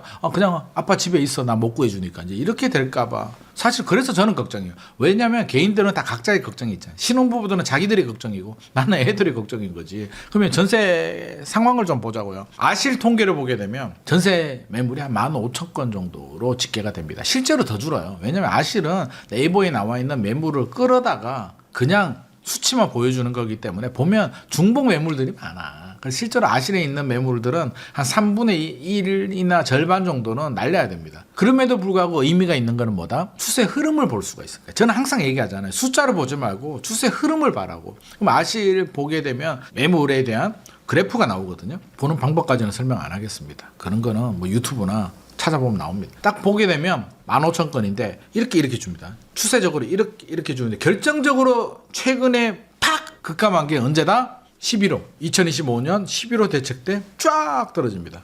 그러니까 한 25,000에서 15,000으로 수직 급락을 합니다. 무슨 일이 있었을까요? 입주 물량은 일단 부족한 건 오케이. 그거는 뭐 갑자기 11호 대책 때 입주 물량이 갑자기 준 건 아니니까 입주 물량이 줄었다고 급감하지는 않습니다. 서서히 줄어주는 데는 입주 물량의 영향은 분명히 있는 사실입니다. 물론 작년보다 올해 입주 물량이 줄었기 때문에 물론 영향을 준 거는 맞습니다. 서울의 멸실 가구 당연히 영향을 줍니다. 근데 결정적으로는 토지 거래 허가라고 저는 생각을 합니다.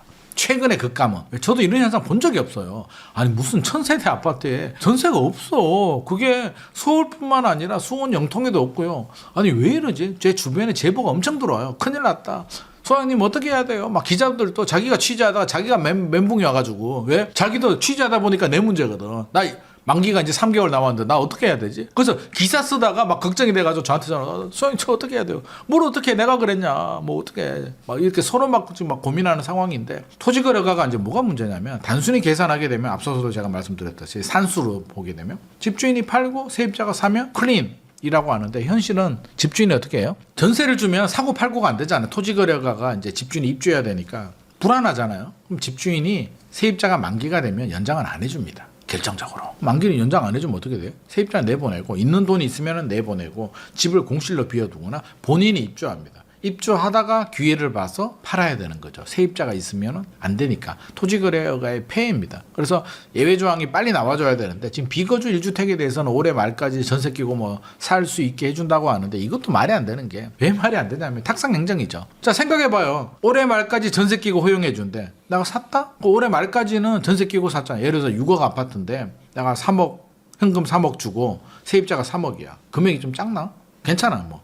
샀어. 12월이 되잖아요. 그럼 세입자를 보내줘야 돼요. 3억을 구해서 세입자를 보내줘야 되는데 퇴거자금 대출이 안 나옵니다. 생활안정자금 대출이 1억 나와요. 그러면 나는 빡빡 끌어서 3억 가지고 전세 끼고 3억을 샀는데 12월에 세입자 만기라는데 아니면 뭐 내년 6월에 만기라는데 이 돈을 어디서 구하지? 퇴거자금 대출이 안 나오는데 여기서 정책의 미스가 나오죠. 퇴거자금 대출은 해줘야 되는데 이걸 또 막아버렸네. 그럼 어떻게 돼? 다른 데서 돈 구해야 되는데 안 나와. 그리고 집을 살 때는 대출이 나오잖아요. 야, 6억까지 나오잖아 라고 말하는 분들이 있는데 집 살 때 6억을 받을 수 있지. 나는 이미 샀잖아요. 소유권 이전 등기하고 전세 끼고 샀단 말이에요. 12월 내년 6월에 이제 세입자 돌려주려면 은행 가서 대출해 주려면 사후 대출 안 나온다니까요. 그게 생활안정자금 대출이 1억 나온다고. 퇴거자금 대출이 안 된다고요. 이거 풀어줘야 되는데 지금도 안 풀어줍니다. 풀어줄 생각도 없습니다. 이게 부작용이죠. 또 소유권 이전 조건부 전세 대출이라고 있습니다. 이게 뭐냐면 우리 이제 아파트 분양받아서 이제 입주하잖아요. 안 그래도 입주 물량이 없는데 입주하게 되면 내가 이제 분양받은 주인이라고 생각을 해봐요. 이제 잔금 쳐야 되잖아요. 내 돈으로 잔금 치는 방법, 은행 대출로 잔금 치는 방법, 세입자 전세 주고 전세금 받아서 잔금 치는 방법. 대출 잘 안 나오죠? 세입자가 전세금 받아서 잔금 치는 게 좋은 방법이었는데 소유권 이전 조건부 전세 대출, 이 집은 세입자의 전세 대출이 안 나옵니다. 전세 대출 안 받고 자기 돈 100%로 전세금을 마련해서 들어오는 세입자가 도대체 몇 명이나 되겠습니까? 그럼 어떻게 된다? 세입자는 그림의 떡인 거예요. 신축 아파트가 물량이 많잖아요. 전세가 좀 저렴하게 나옵니다. 전세금 받아서 잔금 치는 집주인들이 많기 때문에 한마디로 일시적으로 공급이 과잉이 되기 때문에 전세 가격이 떨어지는데 이거를 정부가 소유권 이전 조건부 전세 대출을 막아버렸네? 야, 나 이거 보면서 진짜 뒷목이야. 이거는 시장을 몰라도 너무 몰라. 그냥 책상에 앉아서 야 대출 규제해야 된대. 가계부채 문제고 집값 올라가니까 야 다 조져. 이것도 없애고 저것도 없애고 닥치는 대로 그냥 앞뒤 따지지도 않고 없애기 때문에 이런 현상들이 생깁니다. 정책의 부작용입니다. 진짜로. 그렇게 되면 자 전세가 입주 물량도 부족하죠. 토지거래가로 집주인들이 지금 전세 갱신도 안 해주려고 하죠. 소유권 이전 조건부 대출도 막혔죠. 그러면 자 세입자가 이제 만기가 되잖아요. 최근에 제가 만난 분도 호기롭게 상황을 모르고 집주인이 이제 만기가 4년 살았어. 근데 이제 나름대로 좀 스트레스를 받았겠지. 집주인이 전화도 오고. 그래서 이번에는 4년 지났으니까 그만하겠습니다. 제가 다른 데로 가겠습니다. 그동안 잘 살았습니다. 그동안 너무 스트레스 받았어요. 나가보니까 없네. 전세 매물이. 씨가 말랐네. 그럼 어떻게 해야 돼요? 화들짝 놀라가지고 바로 전화합니다. 죄송한데요. 제가 어제 술을 먹어가지고 잠시 헛소리를 한 것 같아요. 그게 아니고요. 지금 한 7천 올려드리면 될까요? 지금 돈이 7천밖에 안 되는데 마음은 1억 올려주고 싶은데 7천 올려요. 이사 다니면 집도 기스 나니까 괜찮죠? 그래서 7천 실제로 7천 올렸습니다. 그분은. 그러면 역설적으로 뭐다? 매물이 안 나옵니다. 그분이 나가야 전세 매물이 플러스 1이 되는데 플러스 1이 되려고 하다가 잠깐 아니야. 내가 들어오니까 다시 제로. 전세 매물이 없습니다. 수요는 또 신혼부부들 제가 말씀드렸죠. 4만 9천 쌍. 올해는 5만이 넘습니다. 이 가구수 분화 어디로 갈게요? 이 신혼부부들 빌라로 갈까? 다 어디로 가야 되는데 또 그렇게 말씀하시는 분이 있더라고. 토론하다 보니까 신혼부부들이 무슨 돈이 있어가지고 아파트로 가냐고. 아예 돈이 없는 분들은 혼인신고를 못 하겠죠. 아니 돈이 하나도 없는데 어떻게 결혼해. 그거는 기본이 자세가 안 된 거고 결혼을 하겠다라고 한다면 나름대로 우리가 모은 돈이 1억밖에 없어. 너무 사랑해. 결혼하고 싶어. 그러면 지역을 인천으로 가든지 외곽으로 옮기면 되는 거고 모은 돈이 5억이야. 5억에 맞춰서 대출 받아서 전세로 가든 집을 사든 선택을 할 거잖아요. 신혼부부들이 어떻게든 해야지. 아니면 경기도로 가든 하는데 어떻게든 가구수 분합니다. 가구수 분할. 근데 이제 처음에는 어디로 가요? 전세를 알아봅니다. 처음부터 무슨 집을 사. 전세집에 갔는데 없대. 매물이. 에? 우리 결혼해야 되는데요? 갑자기 전세가 어디 갔는데요? 부동산 사장님도 어리둥절? 모르겠네요. 저도 이런 거 부동산 20년 했는데 처음 봐요. 요즘 다 그런 얘기합니다. 처음 봐요. 그럼 우리 저희 어떻게 해야 돼요? 뭘 어떻게 해요? 몰라. 그냥 월세로 가든가. 근데 월세도 매물이 충분히 있으면 괜찮은데 월세도 매물이 같이 줄더라고. 야, 심각하대. 집주인들이 이제 전세를 월세로 바꾸긴 하는데 그 바꾸는 수요보다도 이 입주 물량 부족이나 정책의 부작용이 너무 크다 보니까 월세도 줄고 월세 가격도 올라가고 전세 가격도 올라가. 그럼 세입자는 우리가 이제 신혼부부라고 생각하면 막 회의할 거잖아요. 맥주 한잔 마시면서도 야, 우리 어떻게 해야 되지? 그냥 살까? 그래. 대출 이자 200 낼 바에는 그냥 은행에 내고 사자. 당연히. 그럼 어디 사? 좋은 데는 못 사니까 노도강으로 가든 성북구로 가든 성북구에도 정릉 쪽에 가면 그래도 살만한 아파트들이 있거든요. 10억 이하로. 관악 현대라든지 요즘 이런 아파트들도 많이 거래가 되잖아요. 금강구, 노도강, 은평구, 중랑구 또 경기 벨트. 그래서 최근에 이제 또 경쟁이 더 치열하네. 예전에는 어떻게 했어요? 집 보러 가면 101호도 보고 501호도 보고 1001호도 보고 잠깐만요. 고민 좀 하고요. 좀 고민했다가 내일 와이프하고 같이 올게요 라고 하는 게 일반적인 패턴이었는데 얼마 전에 보니까 이제 아는 기자가 집 보러 갔는데 앞팀이 줄을 서 있더랍니다. 예전에는 세입자들이 협조를 잘 해줬거든요. 요즘 세입자들은 협조도 잘 안 해줍니다. 왜? 다른 나라도 똑같습니다. 이게 세입자들이 MZ라서 그런 게 아니라 시대 흐름 자체가 원래 집을 보여줘야 될 의무는 없습니다. 그냥 협조를 해줄 뿐인데 번거롭잖아요. 집 보여주는데 집을 난장판할 수는 없잖아요. 그럼 집 보러 온다면 어떻게 해야 돼요? 그냥 청소라도 좀 해놓고 정리정돈도 해놓는데 오늘 보고 내일 또 보고 모레도 보면은 짜증 나요 안 나요? 옛날에는 그걸 당연하게 받아들였는데 요즘 시대는 그게 맞지 않습니다. 제가 세입자라도 짜증 날 것 같아요. 그럼 어떻게 해요? 안 해줄 수는 없으니까. 이번 주는요 수요일 밤 9시에 오세요. 그날에 한번 보여드리겠습니다 하면 이제 매수자들이 부동산이 대기자가 5명이면 다 연락합니다. 9시에 볼 수 있대요. 꼭 맞춰서 오세요. 1, 2, 3, 4, 5가 있습니다. 1번이 안 나오네. 2, 3, 4, 10. 회사 일하다가 야근하다 나와가지고 줄 서 있는데 왜 어떻게 됐어요? 1번이 계약했어요. 보고 그냥 그 자리에서 계약금 쐈어요. 그럼 우리는 왜 오라 했어요? 이렇게 될 줄 알았나. 그럼 이제 어떤 마음이 든다? 사장님, 부동산 사장님 열심히 하시는 건 아는데 다음부터는 보러 오라고 하지 말고 물건 나오면 바로 계좌 주세요. 제가 바로 쏠게요. 지금 진짜 결혼해야 되는데 큰일 났어 진짜. 이게 노루 계약입니다. 참 안타까운 현상입니다. 이제 더 가잖아요. 이제 그러면 면접 봅니다. 외국처럼. 이제 면접 보는 시대가 조만간에 옵니다. 쭉 앉혀놓고 지금은 먼저 본 사람한테 선착순 우선권 주잖아요. 이 상태가 이제 오래 지속이 되면 커피숍 모여가지고 면접 봐. 아니면 한 명씩 면접 볼 수도 있죠. 직업이 뭐예요? 직업이 사업. 이거 마음에 안 드는데 안 되겠어요. 공무원. 공무원은 괜찮은데 어디 공무원이에요? 부인은 뭐예요? 이거 왜 물어보는데요? 싫으면 가세요. 이제 이런 현상이 조만간에 나옵니다. 진짜 안타까운 현상인데 세입자와 집주인의 입장에서 본다면 임대를 주는 집주인은 완전히 갑이 됩니다. 안타깝죠. 그럼 이걸 해결하려면 어떻게 해야 되느냐? 진짜 구조적인 문제인데 다주택자 규제를 정부가 투기로 간주하고 있잖아요. 다주택은. 공급을 충분히 해주면 괜찮은데 저는 공급 충분히 안 된다고 봅니다. 왜? 서울은 공급 부족이 아니라 수요 과잉 지역이니까요. 쉽지 않습니다. 유유부지 129 공급 대책 때 그거 얼마 될 것 같습니까? 그때 대책 내용에 서울 32,000호, 수도권 6만 호라고 했는데 문재인 정부 때는 하나도 못했고요. 이재명 정부가 열심히 한다. 좋아요. 제가 이재명 대통령 근데 일 잘하는 건 오케이. 많이 잡아줘서 50%. 1년에 서울이 16,000호 더 나와도 모자랄 판에 연끌해가지고 5년 동안 서울 유유부지가 16,000호 나와요. 그것도 50% 했을 때 저는 그것도 쉽지 않으리라고 봅니다. 신혼부부가 1년에 5만이 나오는데 택도 없죠. 1년에 16,000씩 나와도 모자랍니다. 1년에 32,000이 나와야 될까 말까인데 택도 없잖아. 그러니까 안 돼. 그럼 어떻게 이제 민간 또는 개인 또는 공공이 가지고 있는 임대 물량이 나와야 되는데 우리나라는 개인이 90%를 차지하고 있습니다. 임대 사업에. 또 토론할 때 이런 얘기가 나와가지고 개인한테 집중되어 있는 임대 사업 구조를 기업, 돈이 있는 대기업이나 이런 데서 좀 감당을 해야 된다. 외국처럼. 외국은 그렇거든요. 대형 법인들이나 그분들이 직접 하기도 하고 개인이 가지고 있는 물건을 위임받아서 관리를 해줍니다. 외국에는. 근데 우리는 다 개인이 하잖아요. 왜 이런 현상이 발생했을까? 또 토론할 때 반대편에서 또 그 얘기를 하더라고. 우리나라 대기업이 무슨 돈이 있다고 임대 사업을 하냐. 대기업이 돈이 없으면 내가 돈이 있나? 안 되잖아요. 대기업도 대기업 나름인데 물론 대기업도 부채는 많죠. 부채가 많은 거를 돈이 없다라고 하면 그럼 우리나라 국가 부채가 얼만데. 그렇게 따지면. 그러면 저도 이제 외국처럼 가야 된다고 생각을 합니다. 근데 우리나라는 왜 개인한테 집중이 됐을까 궁금하지 않으세요? 그 이유가 있습니다. 토론 때는 시간이 없어서 얘기를 못했는데 여기서는 말씀드릴게요. 자, 왜 그러냐면 우리는 전세 제도가 있습니다. 첫 번째.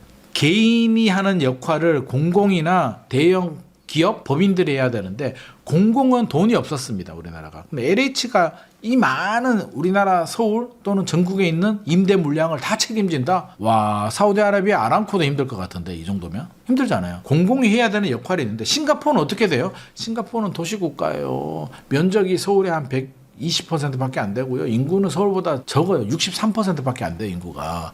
거의 600 얼마인가 인구가 뭐 그 정도밖에 안 돼요. 도시국가고 말레이 연방에서 독립할 때 나름대로 돈도 있었고 국유지를 많이 확보할 수 있었는데 우리는 6.25 전쟁 끝나고 거진데 그리고 토지를 다 분배했기 때문에 애당초 불가능합니다. 그런 거. LH가 우리나라 동해 앞바다에 석유가 터져가지고 뭐 엄청나게 산유국이 돼서 엄청 부자가 되면 뭐 LH가 나중에 10년, 20년 후에 그렇게 될 수는 있습니다만 현실적으로 불가능하고요. LH 노력은 해야 됩니다. 늘려야 돼요. 그러면 이제 기업들이 와줘야 되는데 기업이 왜 안 오냐면 전세제도. 기업은 개인은 전세 끼고 사잖아요.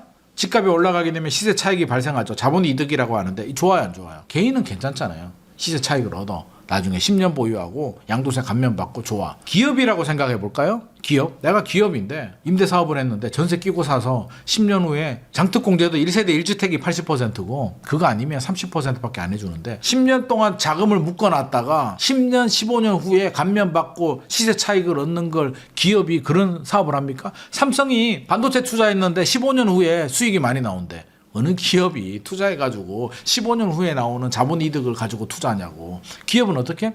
영업이익이에요. 그러니까 월세를 받아야 돼. 기업은 월세를 높게 받으면 들어온다니까요. 근데 우리는 전세제도 때문에 그동안 월세가 워낙 낮았기 때문에 외국에서 또 대형 기업들이 사업성이 안 나오는 거야. 한국의 임대시장은 이거는 돈 안 되는 전세 이거 이상한 시장. 개인들은 좋다고 하는데 기업이 볼 때는 이거 완전히. 근데 최근에 이제 기업들이 좀 들어오려고 노력은 합니다. 왜? 대한민국이 월세 시대로 갈 것 같거든요. 아무리 봐도 전세가 소멸되고 이거 돈 될 것 같은데 대한민국의 경제력을 보니까 와 이거 월세가 돈 될 것 같아. 그게 뭔 말이냐면 월세 가격이 올라갈 가능성이 높습니다. 그 매우 무서운 일이에요.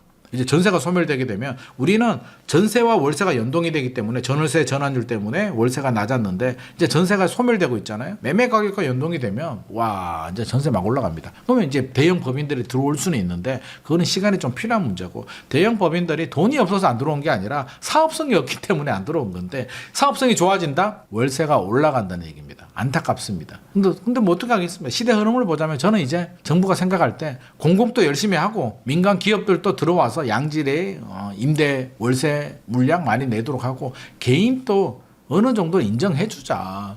다주택자들이 그렇게 나쁜 거 아니잖아요. 임대 물량을 주잖아요. 혜택이 과하면 좀 축소를 하면 되니까 저는 다주택자 임대 사업자도 부활해야 된다고 봅니다. 단 혜택에 대해서는 따져보자고요. 10년 동안 상승분과 혜택을 해가지고 너무 과하게 주는 거는 문제가 되겠죠. 합리적으로 주든지 아니면 뭐 탈출할 때 임대 저렴하게 주게 되면 나중에 뭐 집 팔 때 어떤 양도세 혜택을 주는데 그것도 합리적으로 그냥 주지 말고 뭐 지방으로 가게 되면 면제를 해준다든지 아니면 10% 저렴하게 팔면 양도세를 뭐 20% 깎아준다든지 뭐 이런 방법들이 있을 거잖아요. 국민연금에 넣으라고 하든지 뭐 이렇게 다양한 방법이 있으니까 이렇게 정책의 패러다임을 바꿔야지 다주택자를 뒷다 때리면 다주택자들은 낫고만 있습니까? 대한민국에서 집 하나는 나의 인생, 나의 노후, 내 자녀의 인생이 달렸기 때문에 맞잖아요. 제가 예를 들어서 예입니다.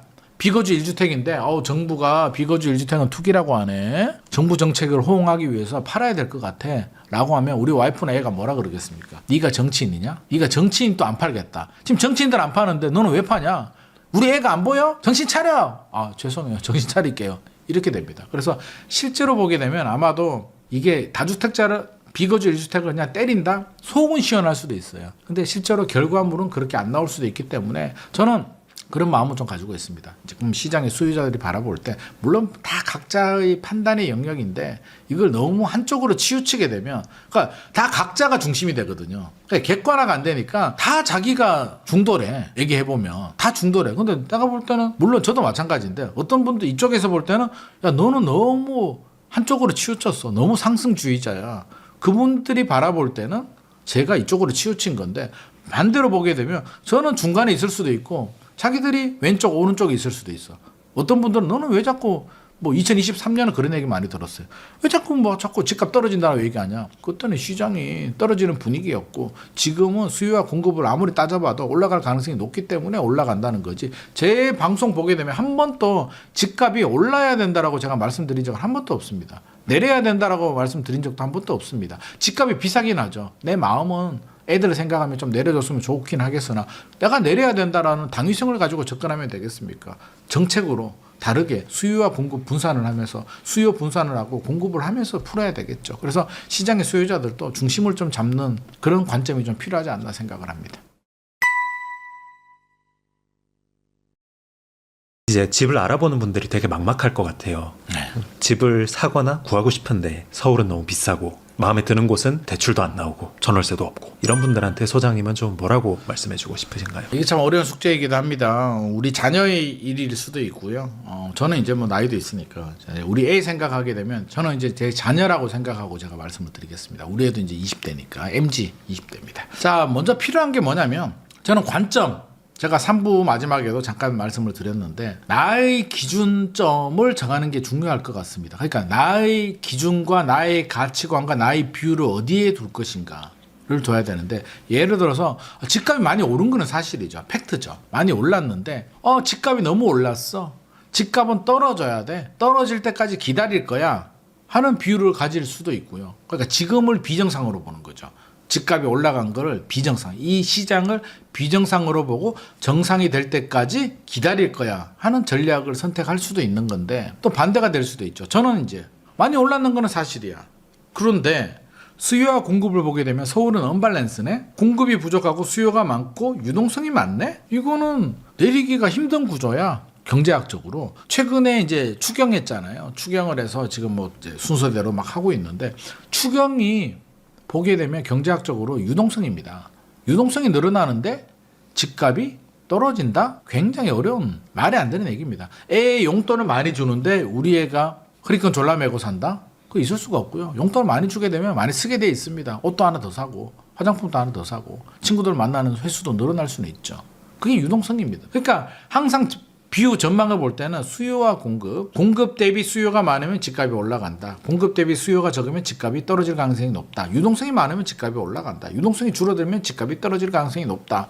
이게 기본적인 원칙이에요. 근데 여기에 이제 당위성이 들어가게 되면 이걸 왜곡하는 거죠. 시장이 비정상이야.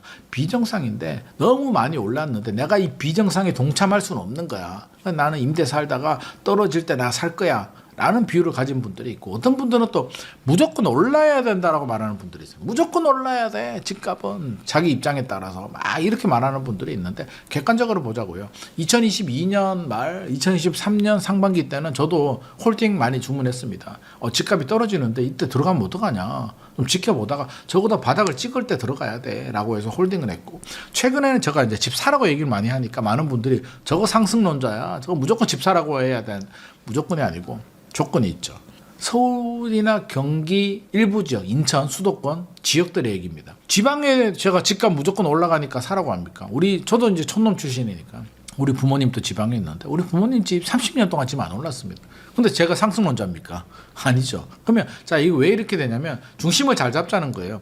나의 가치관, 당위성, 정의, 뭐 어떤 공정성, 뭐 기준 이런 것보다 그냥 시장만 보자고요. 앞서서 이제 본인의 비유가 있잖아요. 불공정이고 비정상이어서 기다릴래.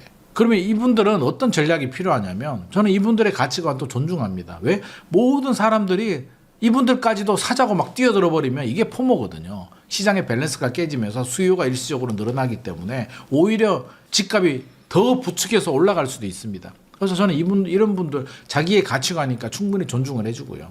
근데 이분들 이제 또 우리 구독자분들 중에도 계실 수 있으니까 말씀을 드리는데 자 이분들은 어떤 생각을 가져야 되냐면 자 냉정하게 현장을 보면 좋아, 떨어질 수 있어. 그럼 언제 떨어질까요? 여기서 이제 관점이 있죠. 정책으로 잡을 수 있습니다라고 말씀하시는 분들이 있는데 잡을 수는 있지. 정책으로 공급을 많이 늘려주고 수요를 엄청 때려잡으면 보유세를 집값의 1년에 10% 때리는 거지 뭐.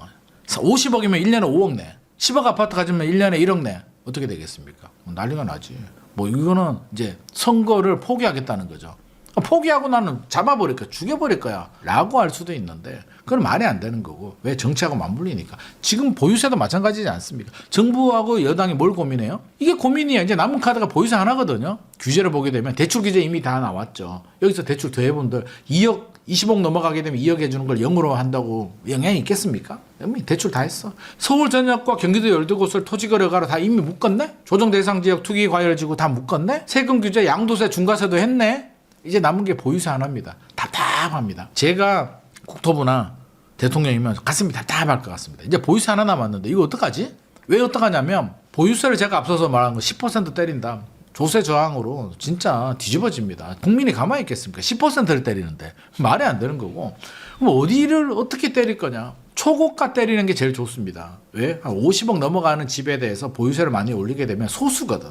사실은 다주택자들도 소수기 때문에 많이 공격을 당합니다. 저는 그렇게 생각합니다. 지금 비거주 1주택자가 논란이 되는 게 많거든, 수가. 왜? 1주택자들도 화내거든요. 거주 1주택자도. 왜? 나도 잠재적인 비거주 1주택이 될 수 있기 때문에. 그래서 정부 여당도 너무 부담스러운 거야. 1주택을 건드리기에는. 다주택은 집 가진 사람을 100으로 본다면 15% 정도밖에 안 돼요. 좀 쉬워. 근데 다주택자 중에서도 강남에 있는 분들은 더 쉽지. 완전 소수니까. 그래서 50억 넘어가는 집에 보유세를 올리는 거는 해볼만 해요. 조세 저항도 좋고. 어차피 이분들은 정치적으로도 뭐 우리 표를 많이 안 주는 영역에 있기 때문에, 바운더리 있기 때문에. 근데 걱정은 뭐다?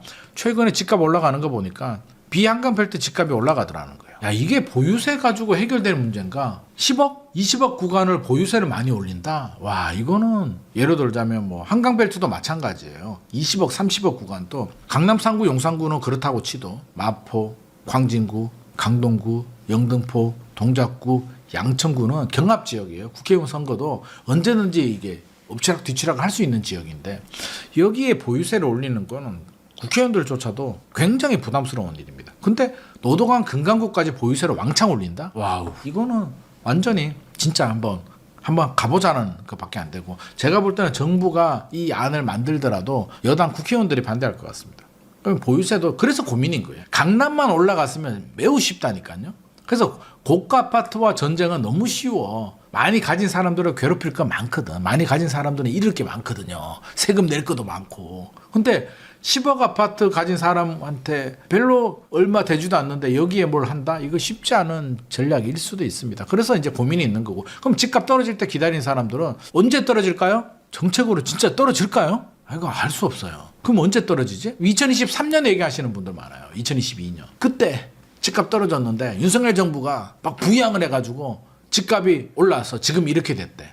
그렇게 말하는 분들이 있는데 저도 사실은 뭐 안 좋아합니다. 그거. 경험하신 분 안 좋아합니다. 저도 안 좋아하는데 이거는 그렇게 봐야 돼요. 하락의 원인이 뭐냐? 미국에서 발생한 긴축. 파월이 물가 때문에 제로금리에서 5.5%까지 막 올립니다. 듣도 보지도 못한 빅스텝, 자이언트 스텝 막 나와. 미쳐. 이거 어떻게 되는 거야? 세상이 미치나? 와, 어떻게 되지? 이 불확실성, 예측이 안 되는 공포, 이것 때문에 이제 급매물로 던집니다. 그러니까 이제 미분양이 막 생기고, 그때 이제 뭐가 맞물렸냐면 레고랜드 사태부터 발생했던 PF 문제. PF 문제 잘못되면요 금융시장으로 전이가 됩니다. 매우 위험하고요. 올림픽파크 포레온 얘기하는데 왜 그걸 살려줬어? 둔촌주공일변 구하기 그거 왜 했어라고 하는데, 그게 만약에 무너졌잖아요. 그러면 진짜 은행들 PF 어디로 튈지 몰라. 진짜 위기 올 수도 있습니다. 물론 뭐 결과적으로 안 올 수도 있는데 올 수도 있어. 그래서 정책을 하는 사람들은 그걸 고려해서 하는 거지. 진짜로 둔촌주공 자기 집 가지고 있다고 그거 살린다고 했겠습니까? 그때는 사라 그래도 우리도 안 샀잖아. 그때 제가 3% TV 낚아가지고 13억대였거든요. 전용 84가. 그거 좋다고 사야 된다고 했다가 욕 엄청 먹었습니다. 이 투기꾼아. 그걸 지금 이부 집값 떨어지는데 왜 사라고 하냐고. 그럼 자, 불공정이고 비정상이어서 떨어져야 된다고 했는데 막상 2023년 초에 떨어지니까 못 샀잖아요. 그럼 어떻게 해야 돼? 왜 못 사는 줄 아세요?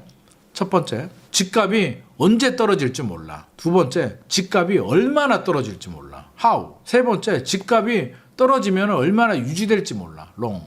저도 못해요.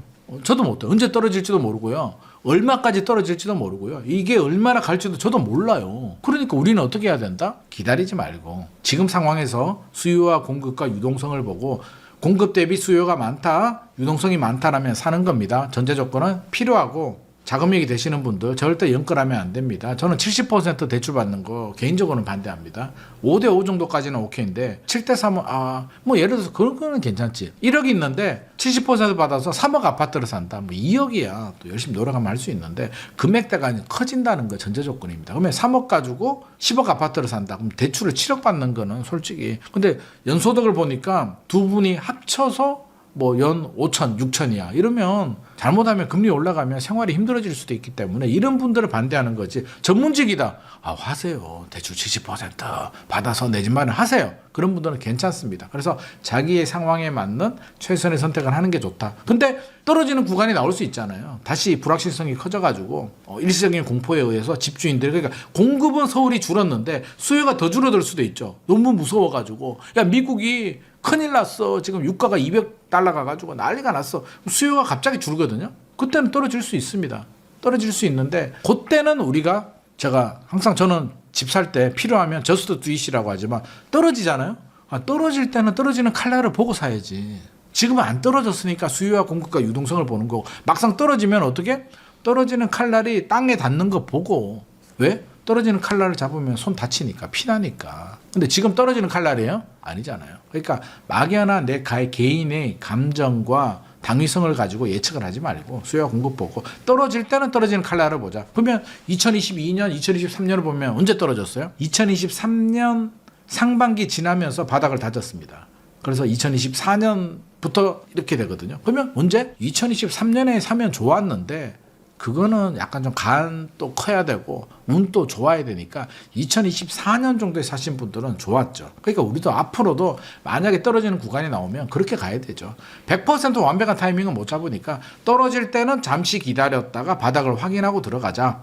전제 조건은 필요하고 자금이 된다. 그런 상황이 아니다. 집값 너무 비싼데요. 너무 많이 올랐는데요. 필요하죠. 네. 자금 되죠. 네. 사요. 떨어지면 어떡하죠? 뭐 어쩌요? 그냥 가야지. 대출이자 내고. 집은 10년 보유 전략이거든요. 10년 살다 보면 그럼 서울 집값이 제가 다시 물어볼게요. 서울 집값이 지금 기준에서 10년 후에 내려갈 것 같습니까? 올라갈 것 같습니까? 저 내려갈 것 같은데요. 사지 마세요. 그런 분들 안 사도 됩니다. 왜? 그런 분들까지 사면 떨어질 것 같은 분들까지 사면 그게 포모거든요. 그래서 그런 분들은 안 사셔도 됩니다. 저는 개인의 가치관 적극적으로 존중을 해줍니다.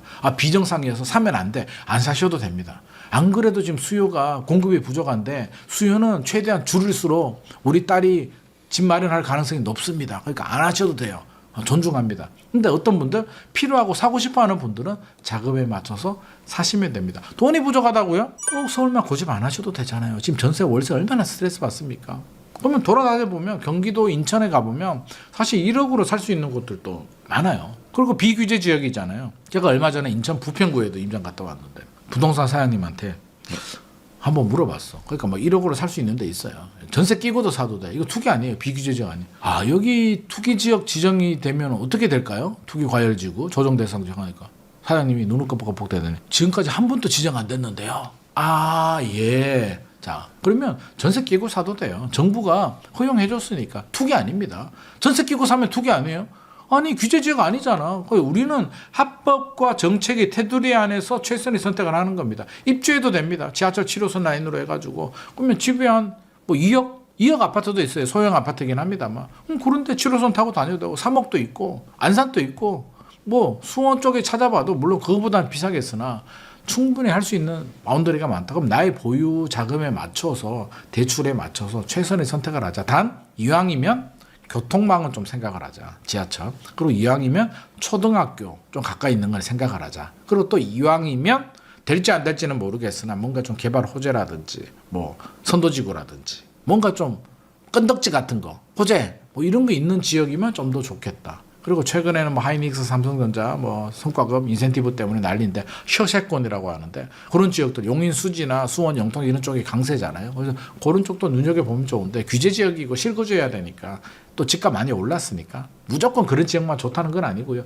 찾아보면 저는 많다. 1억으로 할 수 있다. 7천만 원을 할 수 있는 곳들도 인천에 가면 많이 있습니다. 3억, 5억 충분히 다양한 바운더리가 있으니까 나는 무조건 서울에 들어가야 돼. 그러면 노동광으로 가셔야 되고 나는 강남 가야 돼. 그러면 돈 한 50억 들고 오시고 그러니까 각자의 상황에 맞는 최선의 선택을 하자. 그리고 본인의 가치관이 나는 비정상이다. 굳이 사지 않아도 된다. 더 떨어질 것 같다라고 한다면 그분들은 지금 사지 마시고 더 떨어질 때까지 기다렸다가 떨어지게 되면 제가 말씀드렸죠. 일단 바닥을 확인하자. 그리고 이왕이면 기준을 정한다면 고점 대비 한 30% 정도 떨어지면 그렇게 또 비정상인 분들 중에서도 또 우리 구독자분들이잖아요. 내 집 마련해야 되니까 한 30% 떨어졌다 기다렸는데 그러면 좀 용감하게 들어가셔서 용기를 좀 내셔도 좋지 않을까 생각을 합니다.